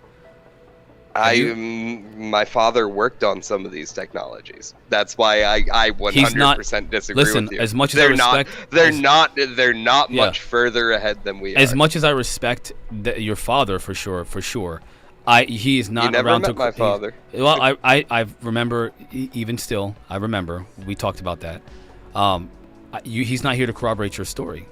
So whatever you tell me about your father, I will have to do just as you would with any other abductee or experiencer or contactee or people who witness these phenomena. I have to go by that as well and say that we're going based solely off of your testimony, your recollection of that testimony, whether it be clear or not, and your perspective about what your father may have told you about what he experienced, what he knows. I'm going off of who is here today, who has talked about it in public view, and who's actively a renowned or respectable scientist in the scientific community, or more than one. And they, for example, have said this is a technology that would revolutionize human civilization if we just understood a fraction of it. And we have no idea why or how someone would build this stuff. That's why I say that. Not because I think it's crazy, not because I think it's cool that they can disappear and reappear, or morph, or multiply into different pieces, or be not aerodynamic and fly through space at Mach 10 speeds, or if you will, Mach 500, which is what's been said by some people. LK99. That is not going to explain. Is it inertia? Is it an inertia dampening effect? Does it have that kind of effect as well? Frictionless, I get it. Frictionless motion through superconduction. How do they get that?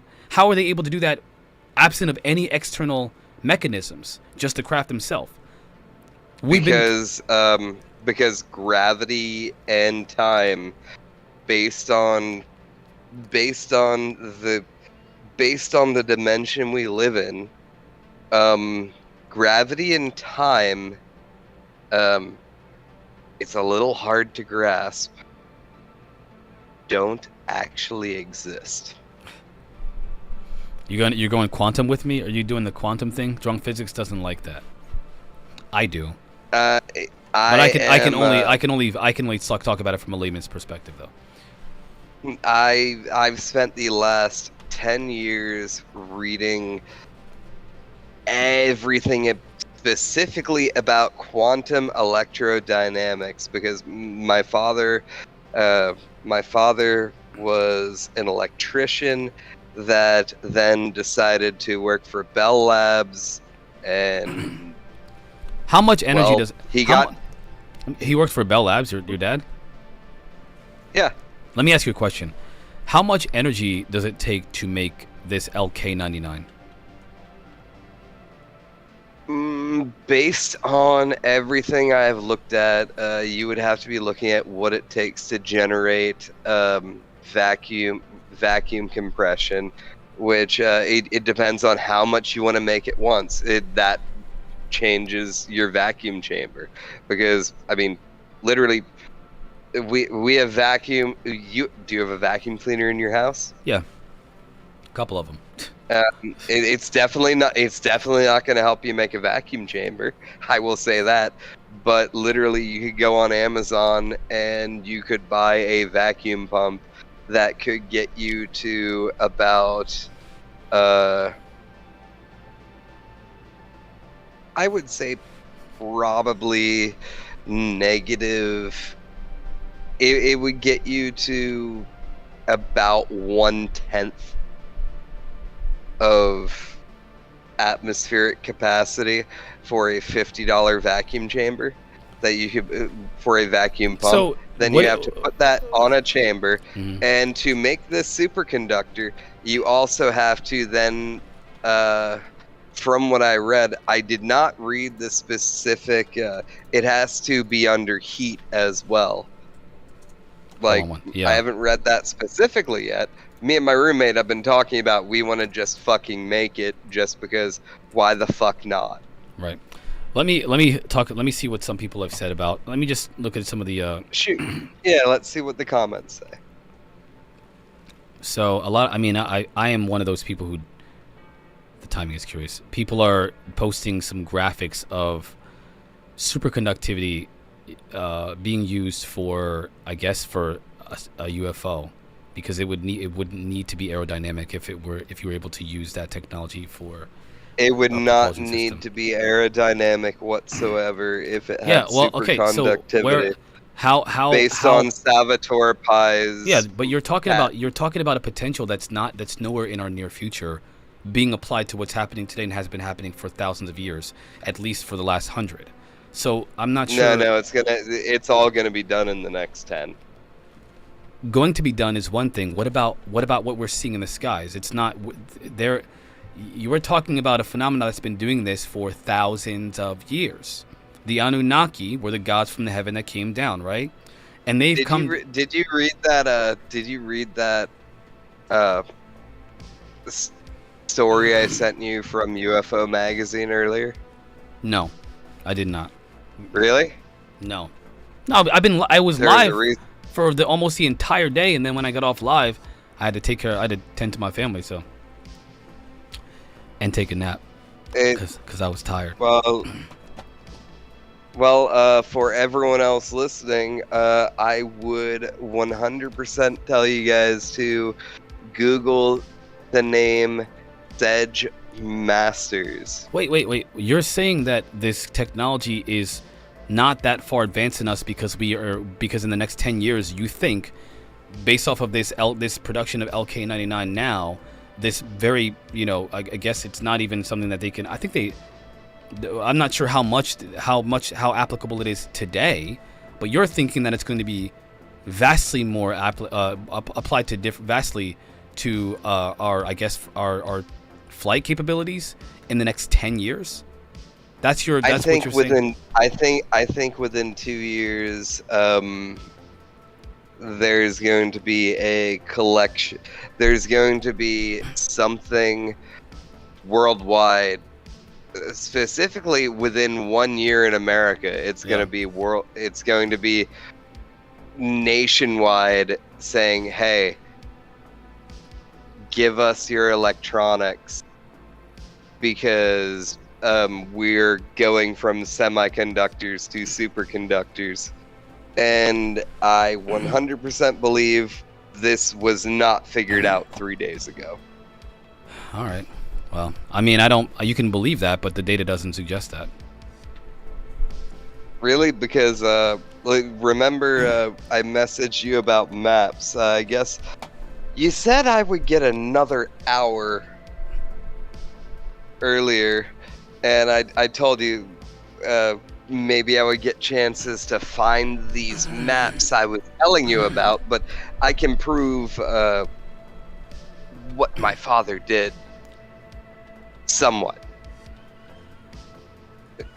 All right, so you think so you're telling me that you have experimentation that you believe is like what we were witnessing that you've experimented with years ago? Oh, this goes into another conspiracy. This goes into a conspiracy that I can actually say is true. You got the chat support right now. The chat says they're with you on the. Is it Peanut? You talking about his belief that the phenomena is not that far advanced in us? My dad would not talk about UFOs, but you know what he would talk about? What? Fucking underground cities. Okay. All right. DUMBs, deep underground military bases. No, they're not deep underground military bases. Not at all. They're not military bases. They're literally actually just like set up. They're almost like jail cells. Wow. They're like well, maybe not jails, but they're as small as jail cells, but just enough place for you to lay down, get up, and then go out and like. Okay. Have you ever been in a prison? Do you know what a prison is set up like? I know what a jail cell looks like, but that's about it. I mean, I've seen TV shows. I've never been in a prison, but there's like pods. There's pods and there's cells. Like when they say, "Okay, everyone go in," like you go to your bed. No, that's the way those are set up. It's like you have your set bedding areas, and then everything else is communal. Okay. Those exist. They were linked by fiber optics in the fucking 80s, and I have fucking maps for them. All right. So again, I'm still trying to make sense though. Well, the big thing always was that they were made for the potential of nuclear war with the Soviet Union. Okay. And that's, if my dad was alive today, he would be 82. Mm-hmm. He has passed. Yeah. I have some paperwork from him, but the stuff that I do have was the most important, which was the maps that show the fiber optic linkages that he signed off on in the early 80s. Fiber optics. 80s. Okay. Guess what else he told me about? What? They had touch screens. I don't They had doubt that. touchscreen Yeah, I don't fucking doubt tablets. Apparently, everything else sucked because he was incredibly happy. He cried the day that I handed him a cell phone and told him, just press this on the screen and talk to it, because his big thing when he got in there was my father specifically wanted to work on voice communication. Okay. And that's cool. they shelved his experiment because it could only measure 4 fucking words. Excuse me. People in the chat are being so. What's up, Michael? Rat Peanut said that she thinks that we'll have these technologies, really good technologies, very soon. She's optimistic about civilization. I agree. I strongly agree. She agrees with that. I do not know. I hope. I don't have any kind of foresight on that one. My prediction is I don't have. I just hope. I'm hoping that. I hope that I'm wrong about everything. But we'll talk about something else. Let's just, for now, focus. Terry Lovelace, you think is not telling the truth. I think he is. Your reasoning is because of the discrepancies in certain details in his story. Mine is that, and I say that I think he's telling the truth because of, just like Grush, he's putting himself out there in a way that he can be in the public eye, under scrutiny, under a microscope, so people can say, hey, that's not true. Louis Elizondo, Tom DeLonge could say he's lying. None of that has happened. No one's called him a liar except for the people that debunk him. And so to your point, I'm going to say he's telling the truth because he's put himself out there. He's put his story out there. He may have gotten a few details, if you will, wrong. You mentioned them. Has Lou Elizondo or Tom DeLonge called anyone a liar? No, but they have challenged people in the community who have been dishonest about their position. I mean, and we're talking about somebody that is one of the most famous abduction accounts in human history. Who have they challenged? Mostly Mick West, Stephen Greenstreet, and some podcasts, some Twitter handle on Twitter, like who have been extremely offensive about them, calling them liars, talking about their credentials, talking about trying to debunk them and their claims. They've spoken out about this for years. Sean Cahill's been doing it for a little bit less than Elizondo has. Elizondo stepped off the scene, which was probably best for his mental health and for the field, because people were being ridiculous and not looking at the details of what he was saying, but instead they were just nitpicking at his last name, Elizondo. Sounds Spanish. I don't like it. That's essentially the level of argument. I'm being facetious. I'm just kidding. Obviously, people don't. That's not really what people think, or is it? But all I'm saying is that people don't like him because they think he's like Doty. That he's a counterintelligence officer, and they don't have the complex thinking to tell the difference between the two. So they take this like a couple things that match, and they say, oh, they're the same. Well, it's just because it fits in the square hole doesn't mean it's a square. It could be a cylinder. Pay attention. And I think this is what you're doing with Terry Lovelace. You're saying that people lie, okay, and Terry Lovelace was wrong about these details, so therefore he must be lying. People remember the details of their terrorizing or traumatizing experiences, and he's wrong about these things, so he must be telling a lie. People are under certain substances can be influenced to tell different stories. Oh, he was under the truth serum, which you are saying the truth serum has been used to manipulate perception, because sometimes people can make up stuff if they're make up details if they don't have any. And yet, again, hold on. I specifically said it wasn't even the right thing he talked about. He was talking about a street drug when he should have been talking about sodium pentothal. We'll have to go. I'm gonna have to look at that one detail because I don't remember the other, him mentioning 2 different drugs. I don't remember him mentioning 2. No, he mentioned sodium one drug, and it was not sodium pentothal. Sodium pentothal was the truth serum of the 80s. He specifically so you think that mentioned you know about the street drug. Okay, and the street drug. I know the street drug because I've taken it. And is it anything like a truth serum? I mean, I don't know about my pharmaceuticals. Fuck here. no. I don't know. Fuck no, it ain't. Is it a hallucinogen? No. Is it a hallucinogen? It just makes you really sleepy. I don't think that's. You ever I mean, said yeah, you ever see- said some dumb shit while you're sleeping? So you're saying that because you think that the I don't think they even made him sleep. I think he's making the whole thing up. oh my gosh. I don't even think he's making the whole thing up. I think he is, because you have to remember what is going on with all of this, and that is critically important. There is a lot of real stuff, and there has been for 80 years active disinformation, and do you think cannot. Do you think Richard Doty is telling the truth? No. Post counterintelligence. I did not hear that dude's name until listening today, and now I want to read all about him. That's unique to me, because I felt like, but I'm always happy to learn new things. I'm always happy to learn new things. I had never heard of this guy. I'm going to look into this. I'm going to listen to everything he has said. But like, I could tell you the number of people I believe. I think Bob Lazar was right. I believe what David Grush says. Dude, Bob Lazar had discrepancies in his story as well. Many of them. No, he hasn't. Find it. Prove it.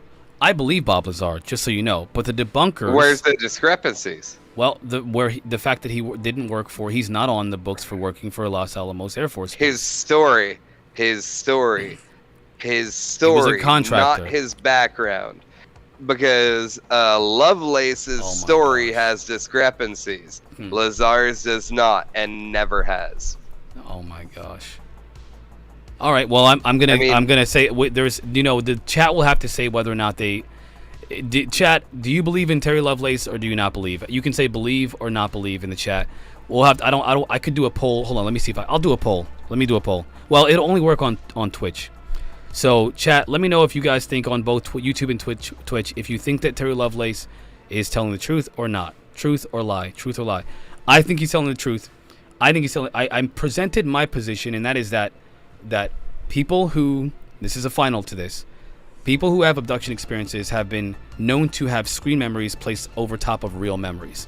Screen memories are used to essentially confuse the victim, and this has been used intentionally by the beings, the intelligence, but it's a consequence of trauma when it comes to these experiences with humans.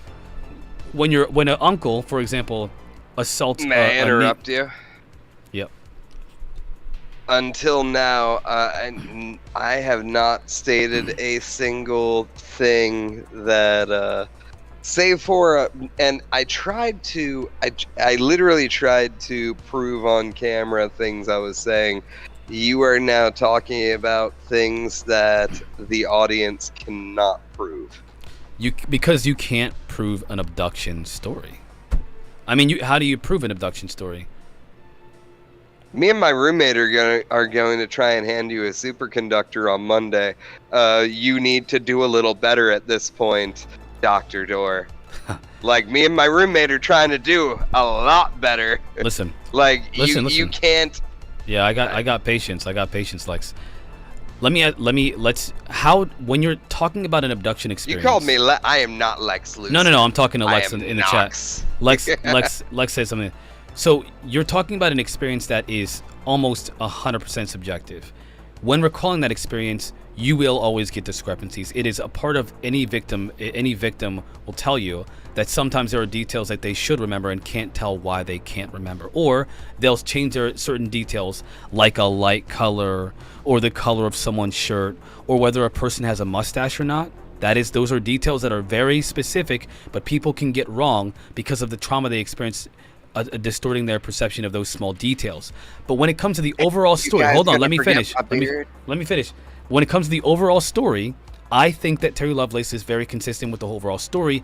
It's the little details that you're nitpicking at that I have to agree. Again, I'm with you. Read the book? I have to reread the book to get those 1 or 5 details. Would you like me to gift you the audiobook? I will buy it for you. Yeah, gift it. Circuit Ninja 1 at gmail.com. That's I'll send it to you.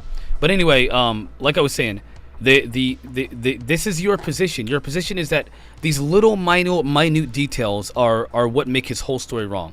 That's for. But when you look at Balbazar, oh well, his story's right, but there are certain things about his credentials that are wrong, and so, or that there are discrepancies with. And so I believe him because his story's right. I think Terry Lovelace's story is true, and I think that the fact that he put his story out there in the public as a book about it is putting it out there for everyone to hear and see is a testament to the authenticity of somebody who's willing to face public scrutiny. What's easier to cover up if you are a hiring agency from the U.S. government?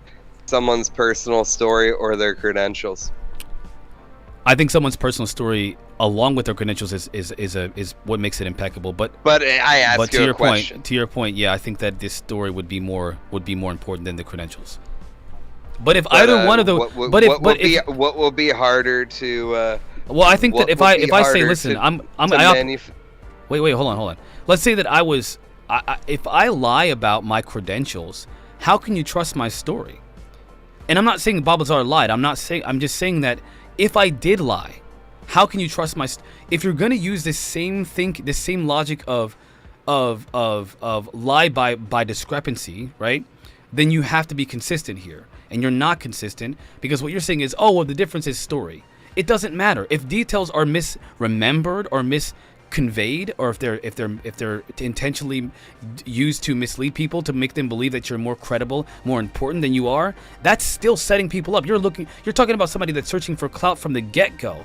So a guy that might be, I believe Balbazar, but a guy that might be searching for clout from the jump is more credible than a guy who has his credentials that are impeccable and tells his whole story, again, the same story, but has a few details that he misremembers, which is consistent with assault victims anyway.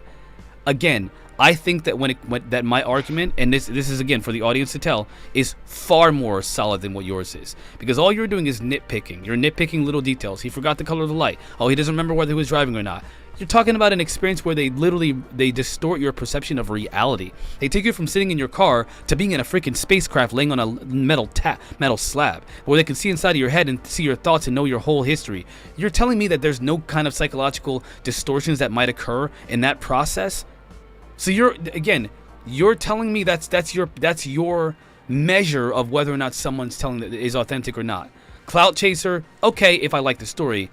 Not clout chaser. Well, I think he's a clout chaser anyway because I think he has a couple of little details wrong. Dr. Door.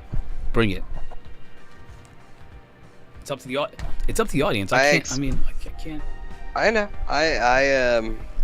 I never did get to the fourth UFO bit, but I want to ask you about because since the last time I have never heard your experience. Why does everybody want to hear my experience? My gosh. Because it's important to the conversation. No, it's not. It's irrelevant to the conversation. No, it's incredibly important, especially considering that David Grush himself has said he has never seen one of these things, and he has never spoken about his experiences. And I think that you are someone that a lot of that, me including, there's a reason I tune into listening to you, and it's because I think you talk to a lot of people like me.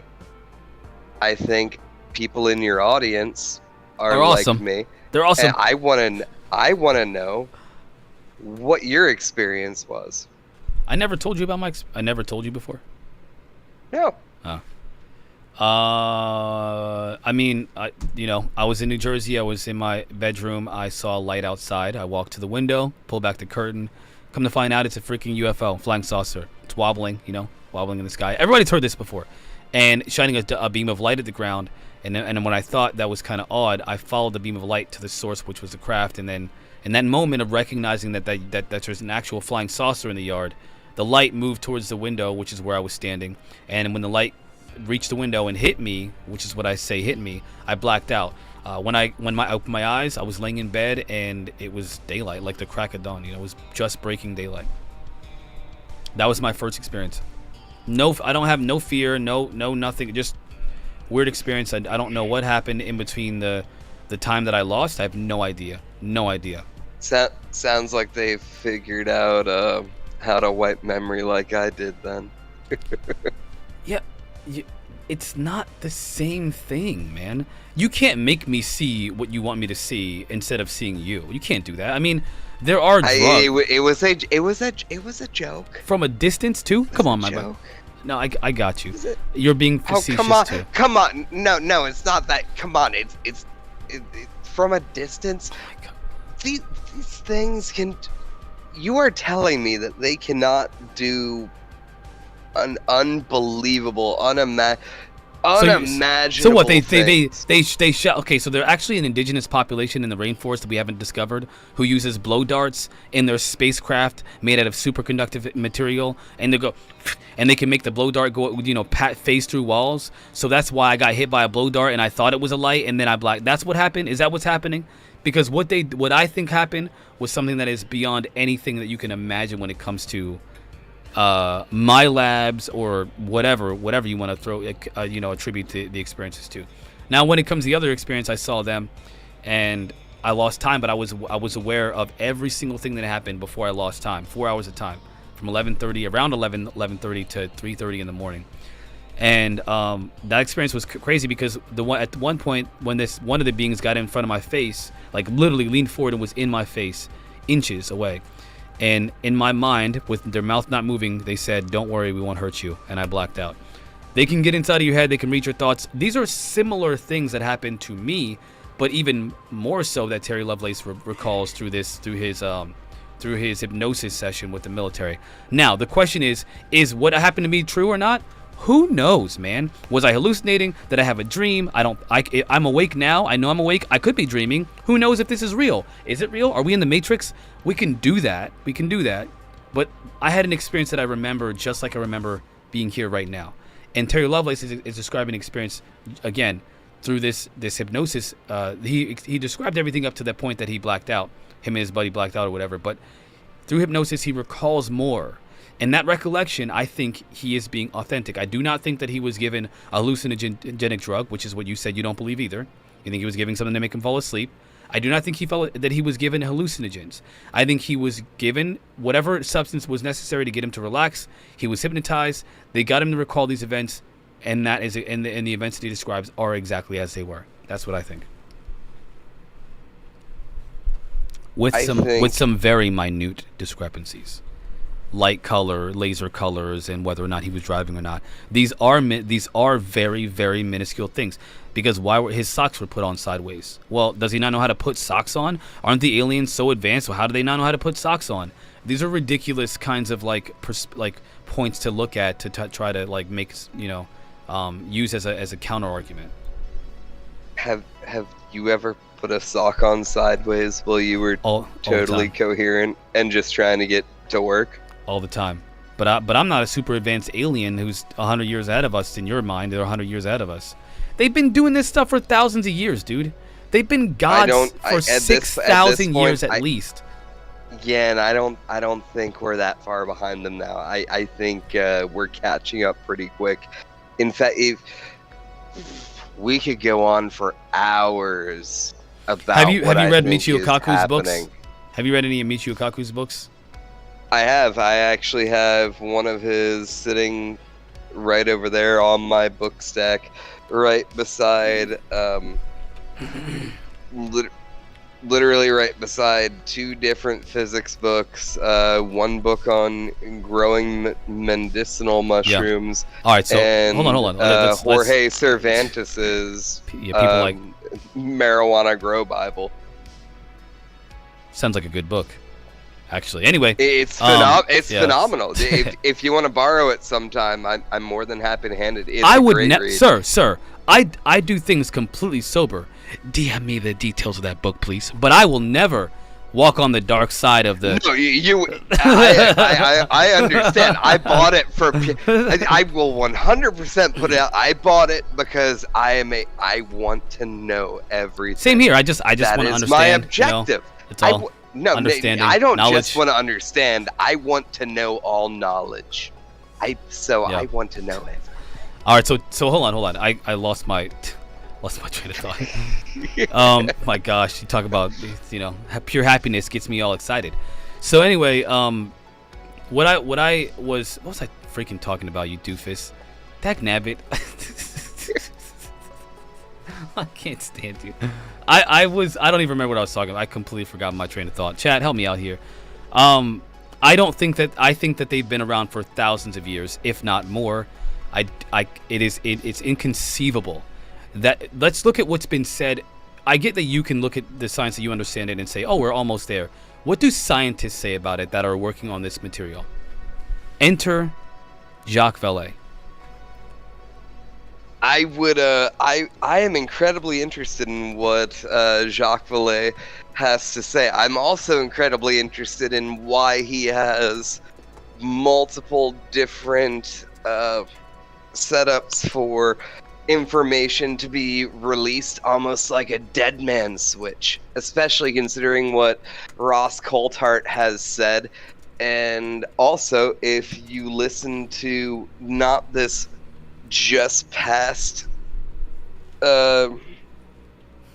fucking episode of Weaponized, but the one right before it, I think it was Jeremy Corbell that said it, but you could hear it in the background that they're only doing 20 more episodes. Yeah, because that's when everything's gonna be. It's gonna be. We have 20 weeks before this is all. They believe it comes out before the end of 2023. Yeah, and I'm telling you, man, there's going to be. I want to read something to you guys, okay? This is not my pontification. This is I'm not a scientist. I'm not a physicist. I don't read physics books anymore. I used to, but I don't anymore. All I can think about is the philosophical implications of physics and the nature of reality. I'm not on that level anymore. So what do I have to do? I have to rely on people that do understand the sciences, right? Those kinds of sciences. What do they say? Well, let's talk about Jacques Vallée, who's been working on this phenomenon since 1945 at least. We're talking about the scientist, the French scientist and ufologist, who we all know and love. Now, let me read this to you. This is a quote. "We are dealing with a yet unrecognized level of consciousness." Side note, we have not been able to understand what consciousness is, nor have we been able to understand how to interface with consciousness, with technology using consciousness, aside from making a couple of numbers change on a computer screen with some really bizarre looking apparatus. Now, or maybe eye tracking if you want to do predictive technologies. Okay, back to the quote.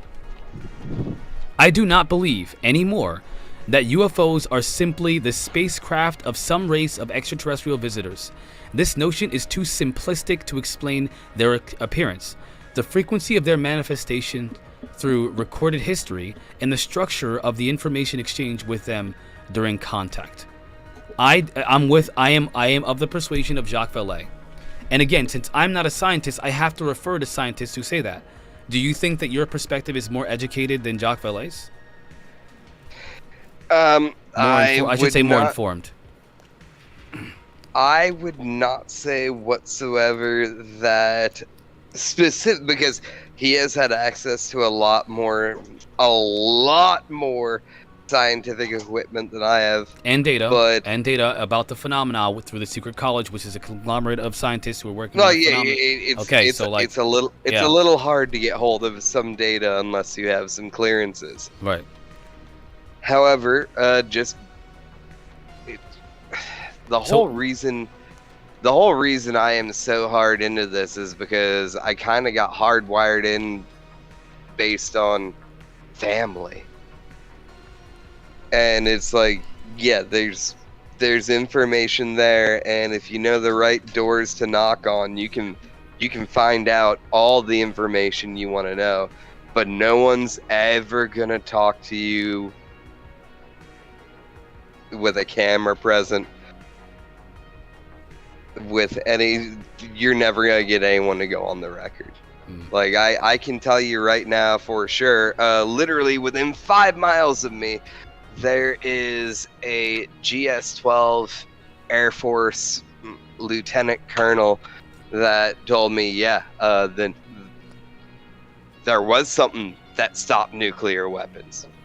I can't tell you his name. I won't tell you his name. I understand that. I have sources too. It's a source of yours. It's just not something you don't cite it as a a reporter or a commentator like I am. I'm a commentator, not a reporter, by the way, a streamer. Yeah. Right? Just to be clear. It's something very specifically that, and I was specifically said, I was told, do not mention my name. So hold on one second, real quick. I want to give the audience a chance to hear this. Would you be willing to come back tomorrow to finish this debate? Move on I'll do another hour. Well, I can't tonight because I literally spent 6 hours today. Oh, I understand. But I'd be down to do another hour tomorrow. Ladies and gentlemen, chat, I'm listen to me. enjoying this. Listen up, chat. I'm gonna start the stream tomorrow at 2 p.m. Eastern, just so that we can get our buddy Nox Anonymous on the show to finish this debate. All right. So we'll still have all of our time and everything tomorrow. But I'm gonna start the show. I'm gonna start the show at 2 p.m. Eastern time. That's 2 hours from the time that I normally start it. All right. So everybody knows this, because we're gonna finish this. I gotta get going. I told the fam I would be done in an hour. This was awesome. I'm hoping that you'll have the time when you get off work tomorrow. Because I'm moving the show for you, man. So please be there if you can. All right. I will be there. What time do I? 2 o'clock. You could be there anywhere between 2 and 4. 2 and 4 is whenever you can jump on. Do you need a later time? Yeah, preferably anytime after 5. We can do 5. I can be at home sitting here at 5 o'clock. Okay, we'll do it. In no way, shape, or form am I going to make it to work before 6 a.m. I will do you that favor. Yeah, we'll do that. We'll do 5 o'clock then. Around 5 o'clock for you. Yep. All right. I mean, I'd also be down anytime on the weekend as well, if that would work better. We'll start with. Are you off weekends? Yeah, I'm almost always off Friday afternoons. I've got some things I got to do this Friday. Okay. And Saturday I'm going to the Lamb of God concert in Harrisburg. Sunday I am free all fucking day. Okay.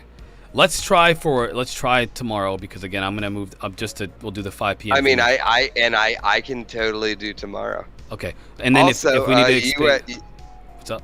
You have to be me, Tom, and Josh's first guest on.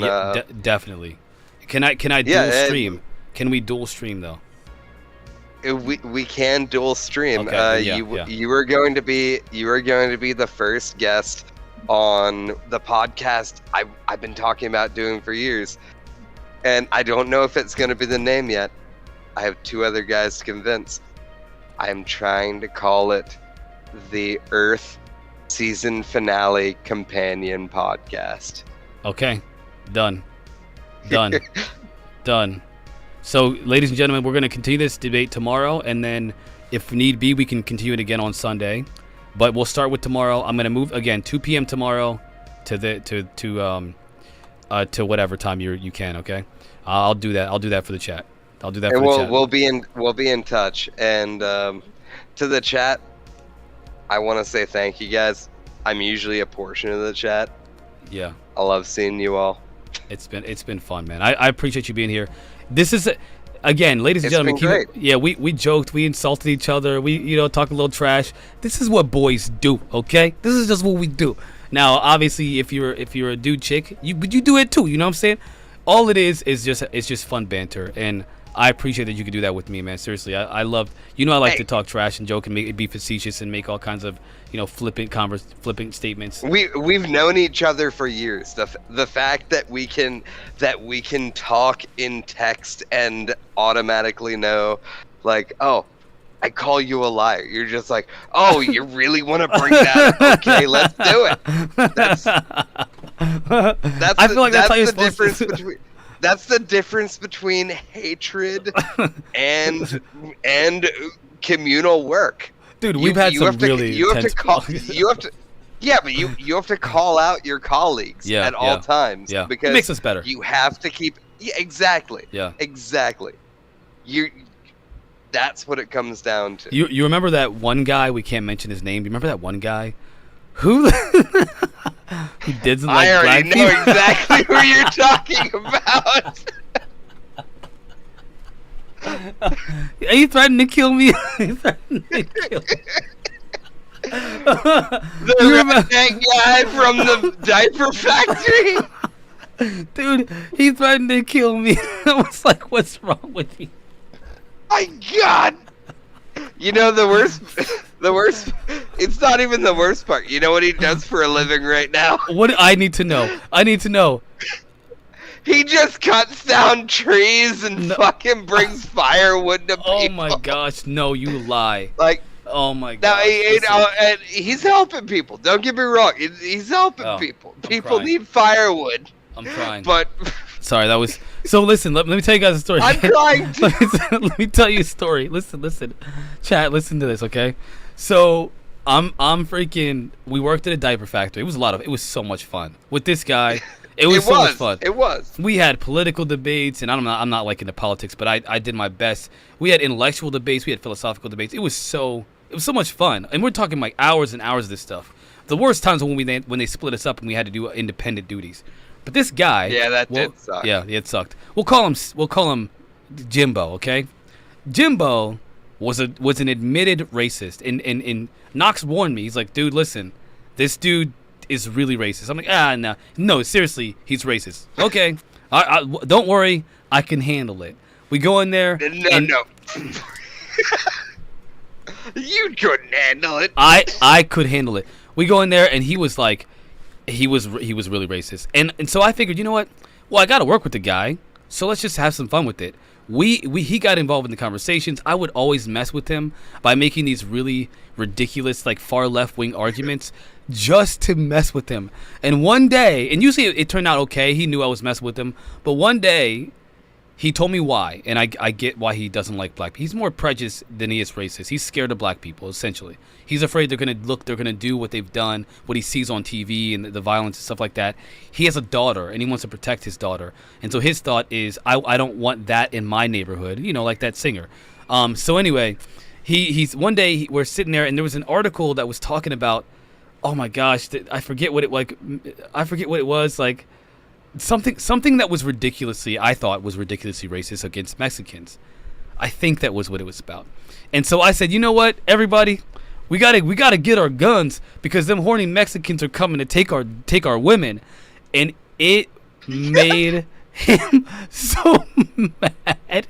He said, they don't have to worry about anything, but you do. I was like, oh my gosh. Yeah, I remember that.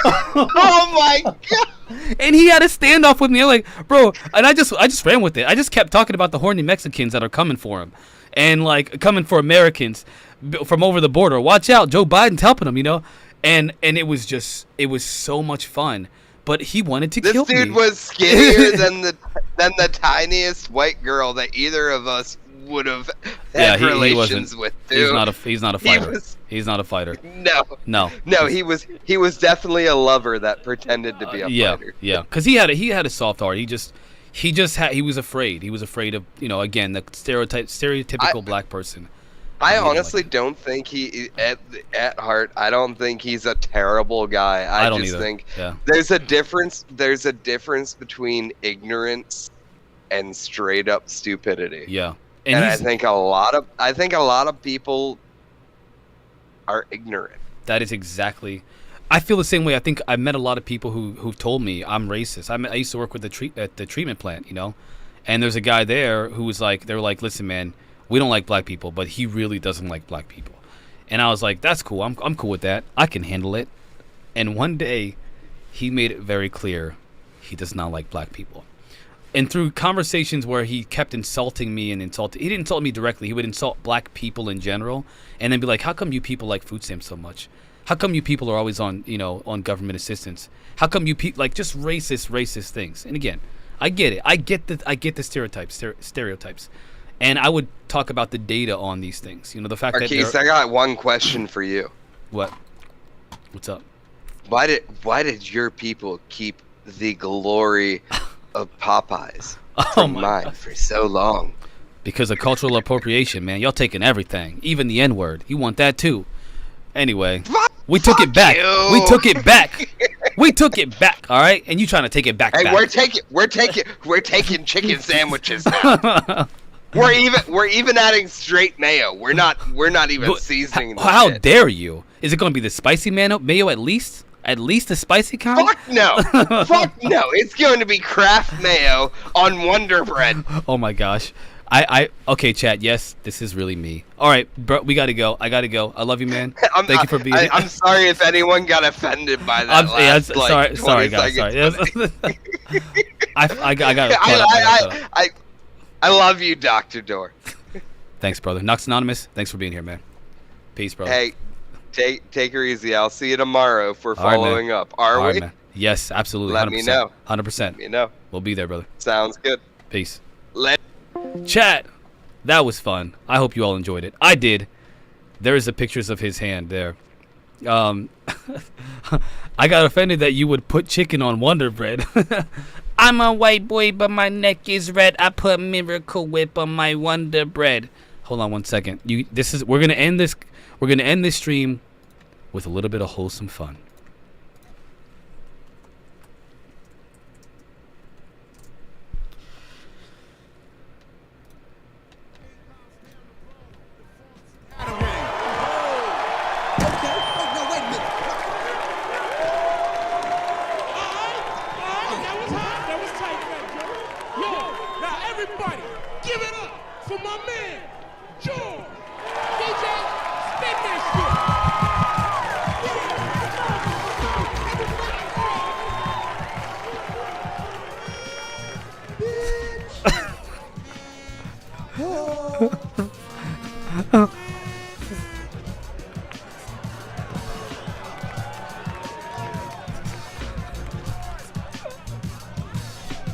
Now everybody in the 202, throw your hands in the air cause Fat Joe is through.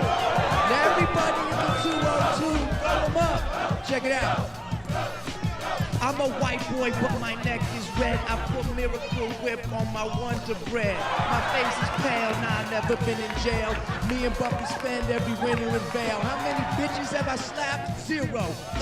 And Martha Stewart happens to be my hero. I grew up on a farm and I was born with no rhythm. Dr. Phil's my uncle and I like to hang with him. I can't dance, I wear khaki pants. My middle name's Lance. My grandma's from France, so maybe I'm whack, cause my skin ain't black. But you can't talk smack, cause Whitey just struck back.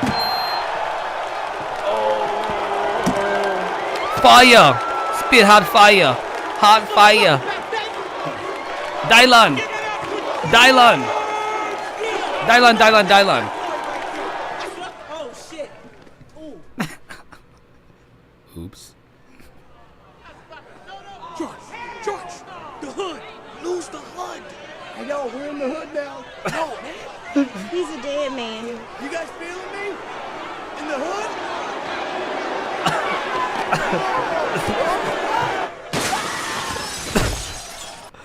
And that's what happens when you're just trying to be a brother from another mother. Ladies and gentlemen, that was a lot of fun. I love y'all. I appreciate your time tonight.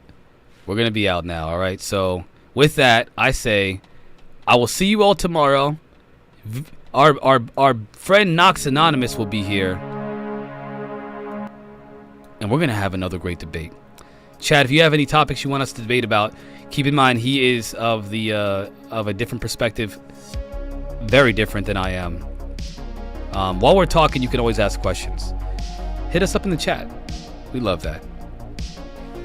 All right, I love y'all. Keep it real. I'll catch you tomorrow. Remember, 2 p.m. The change is 2 p.m. tomorrow, okay? 2 p.m. Eastern tomorrow. We're watching Guardians of the Galaxy literally right now. As soon as I get off here. That's why I took so long here. We're gonna watch it right now. All right, y'all. Peace. Love y'all. Doc Doors out.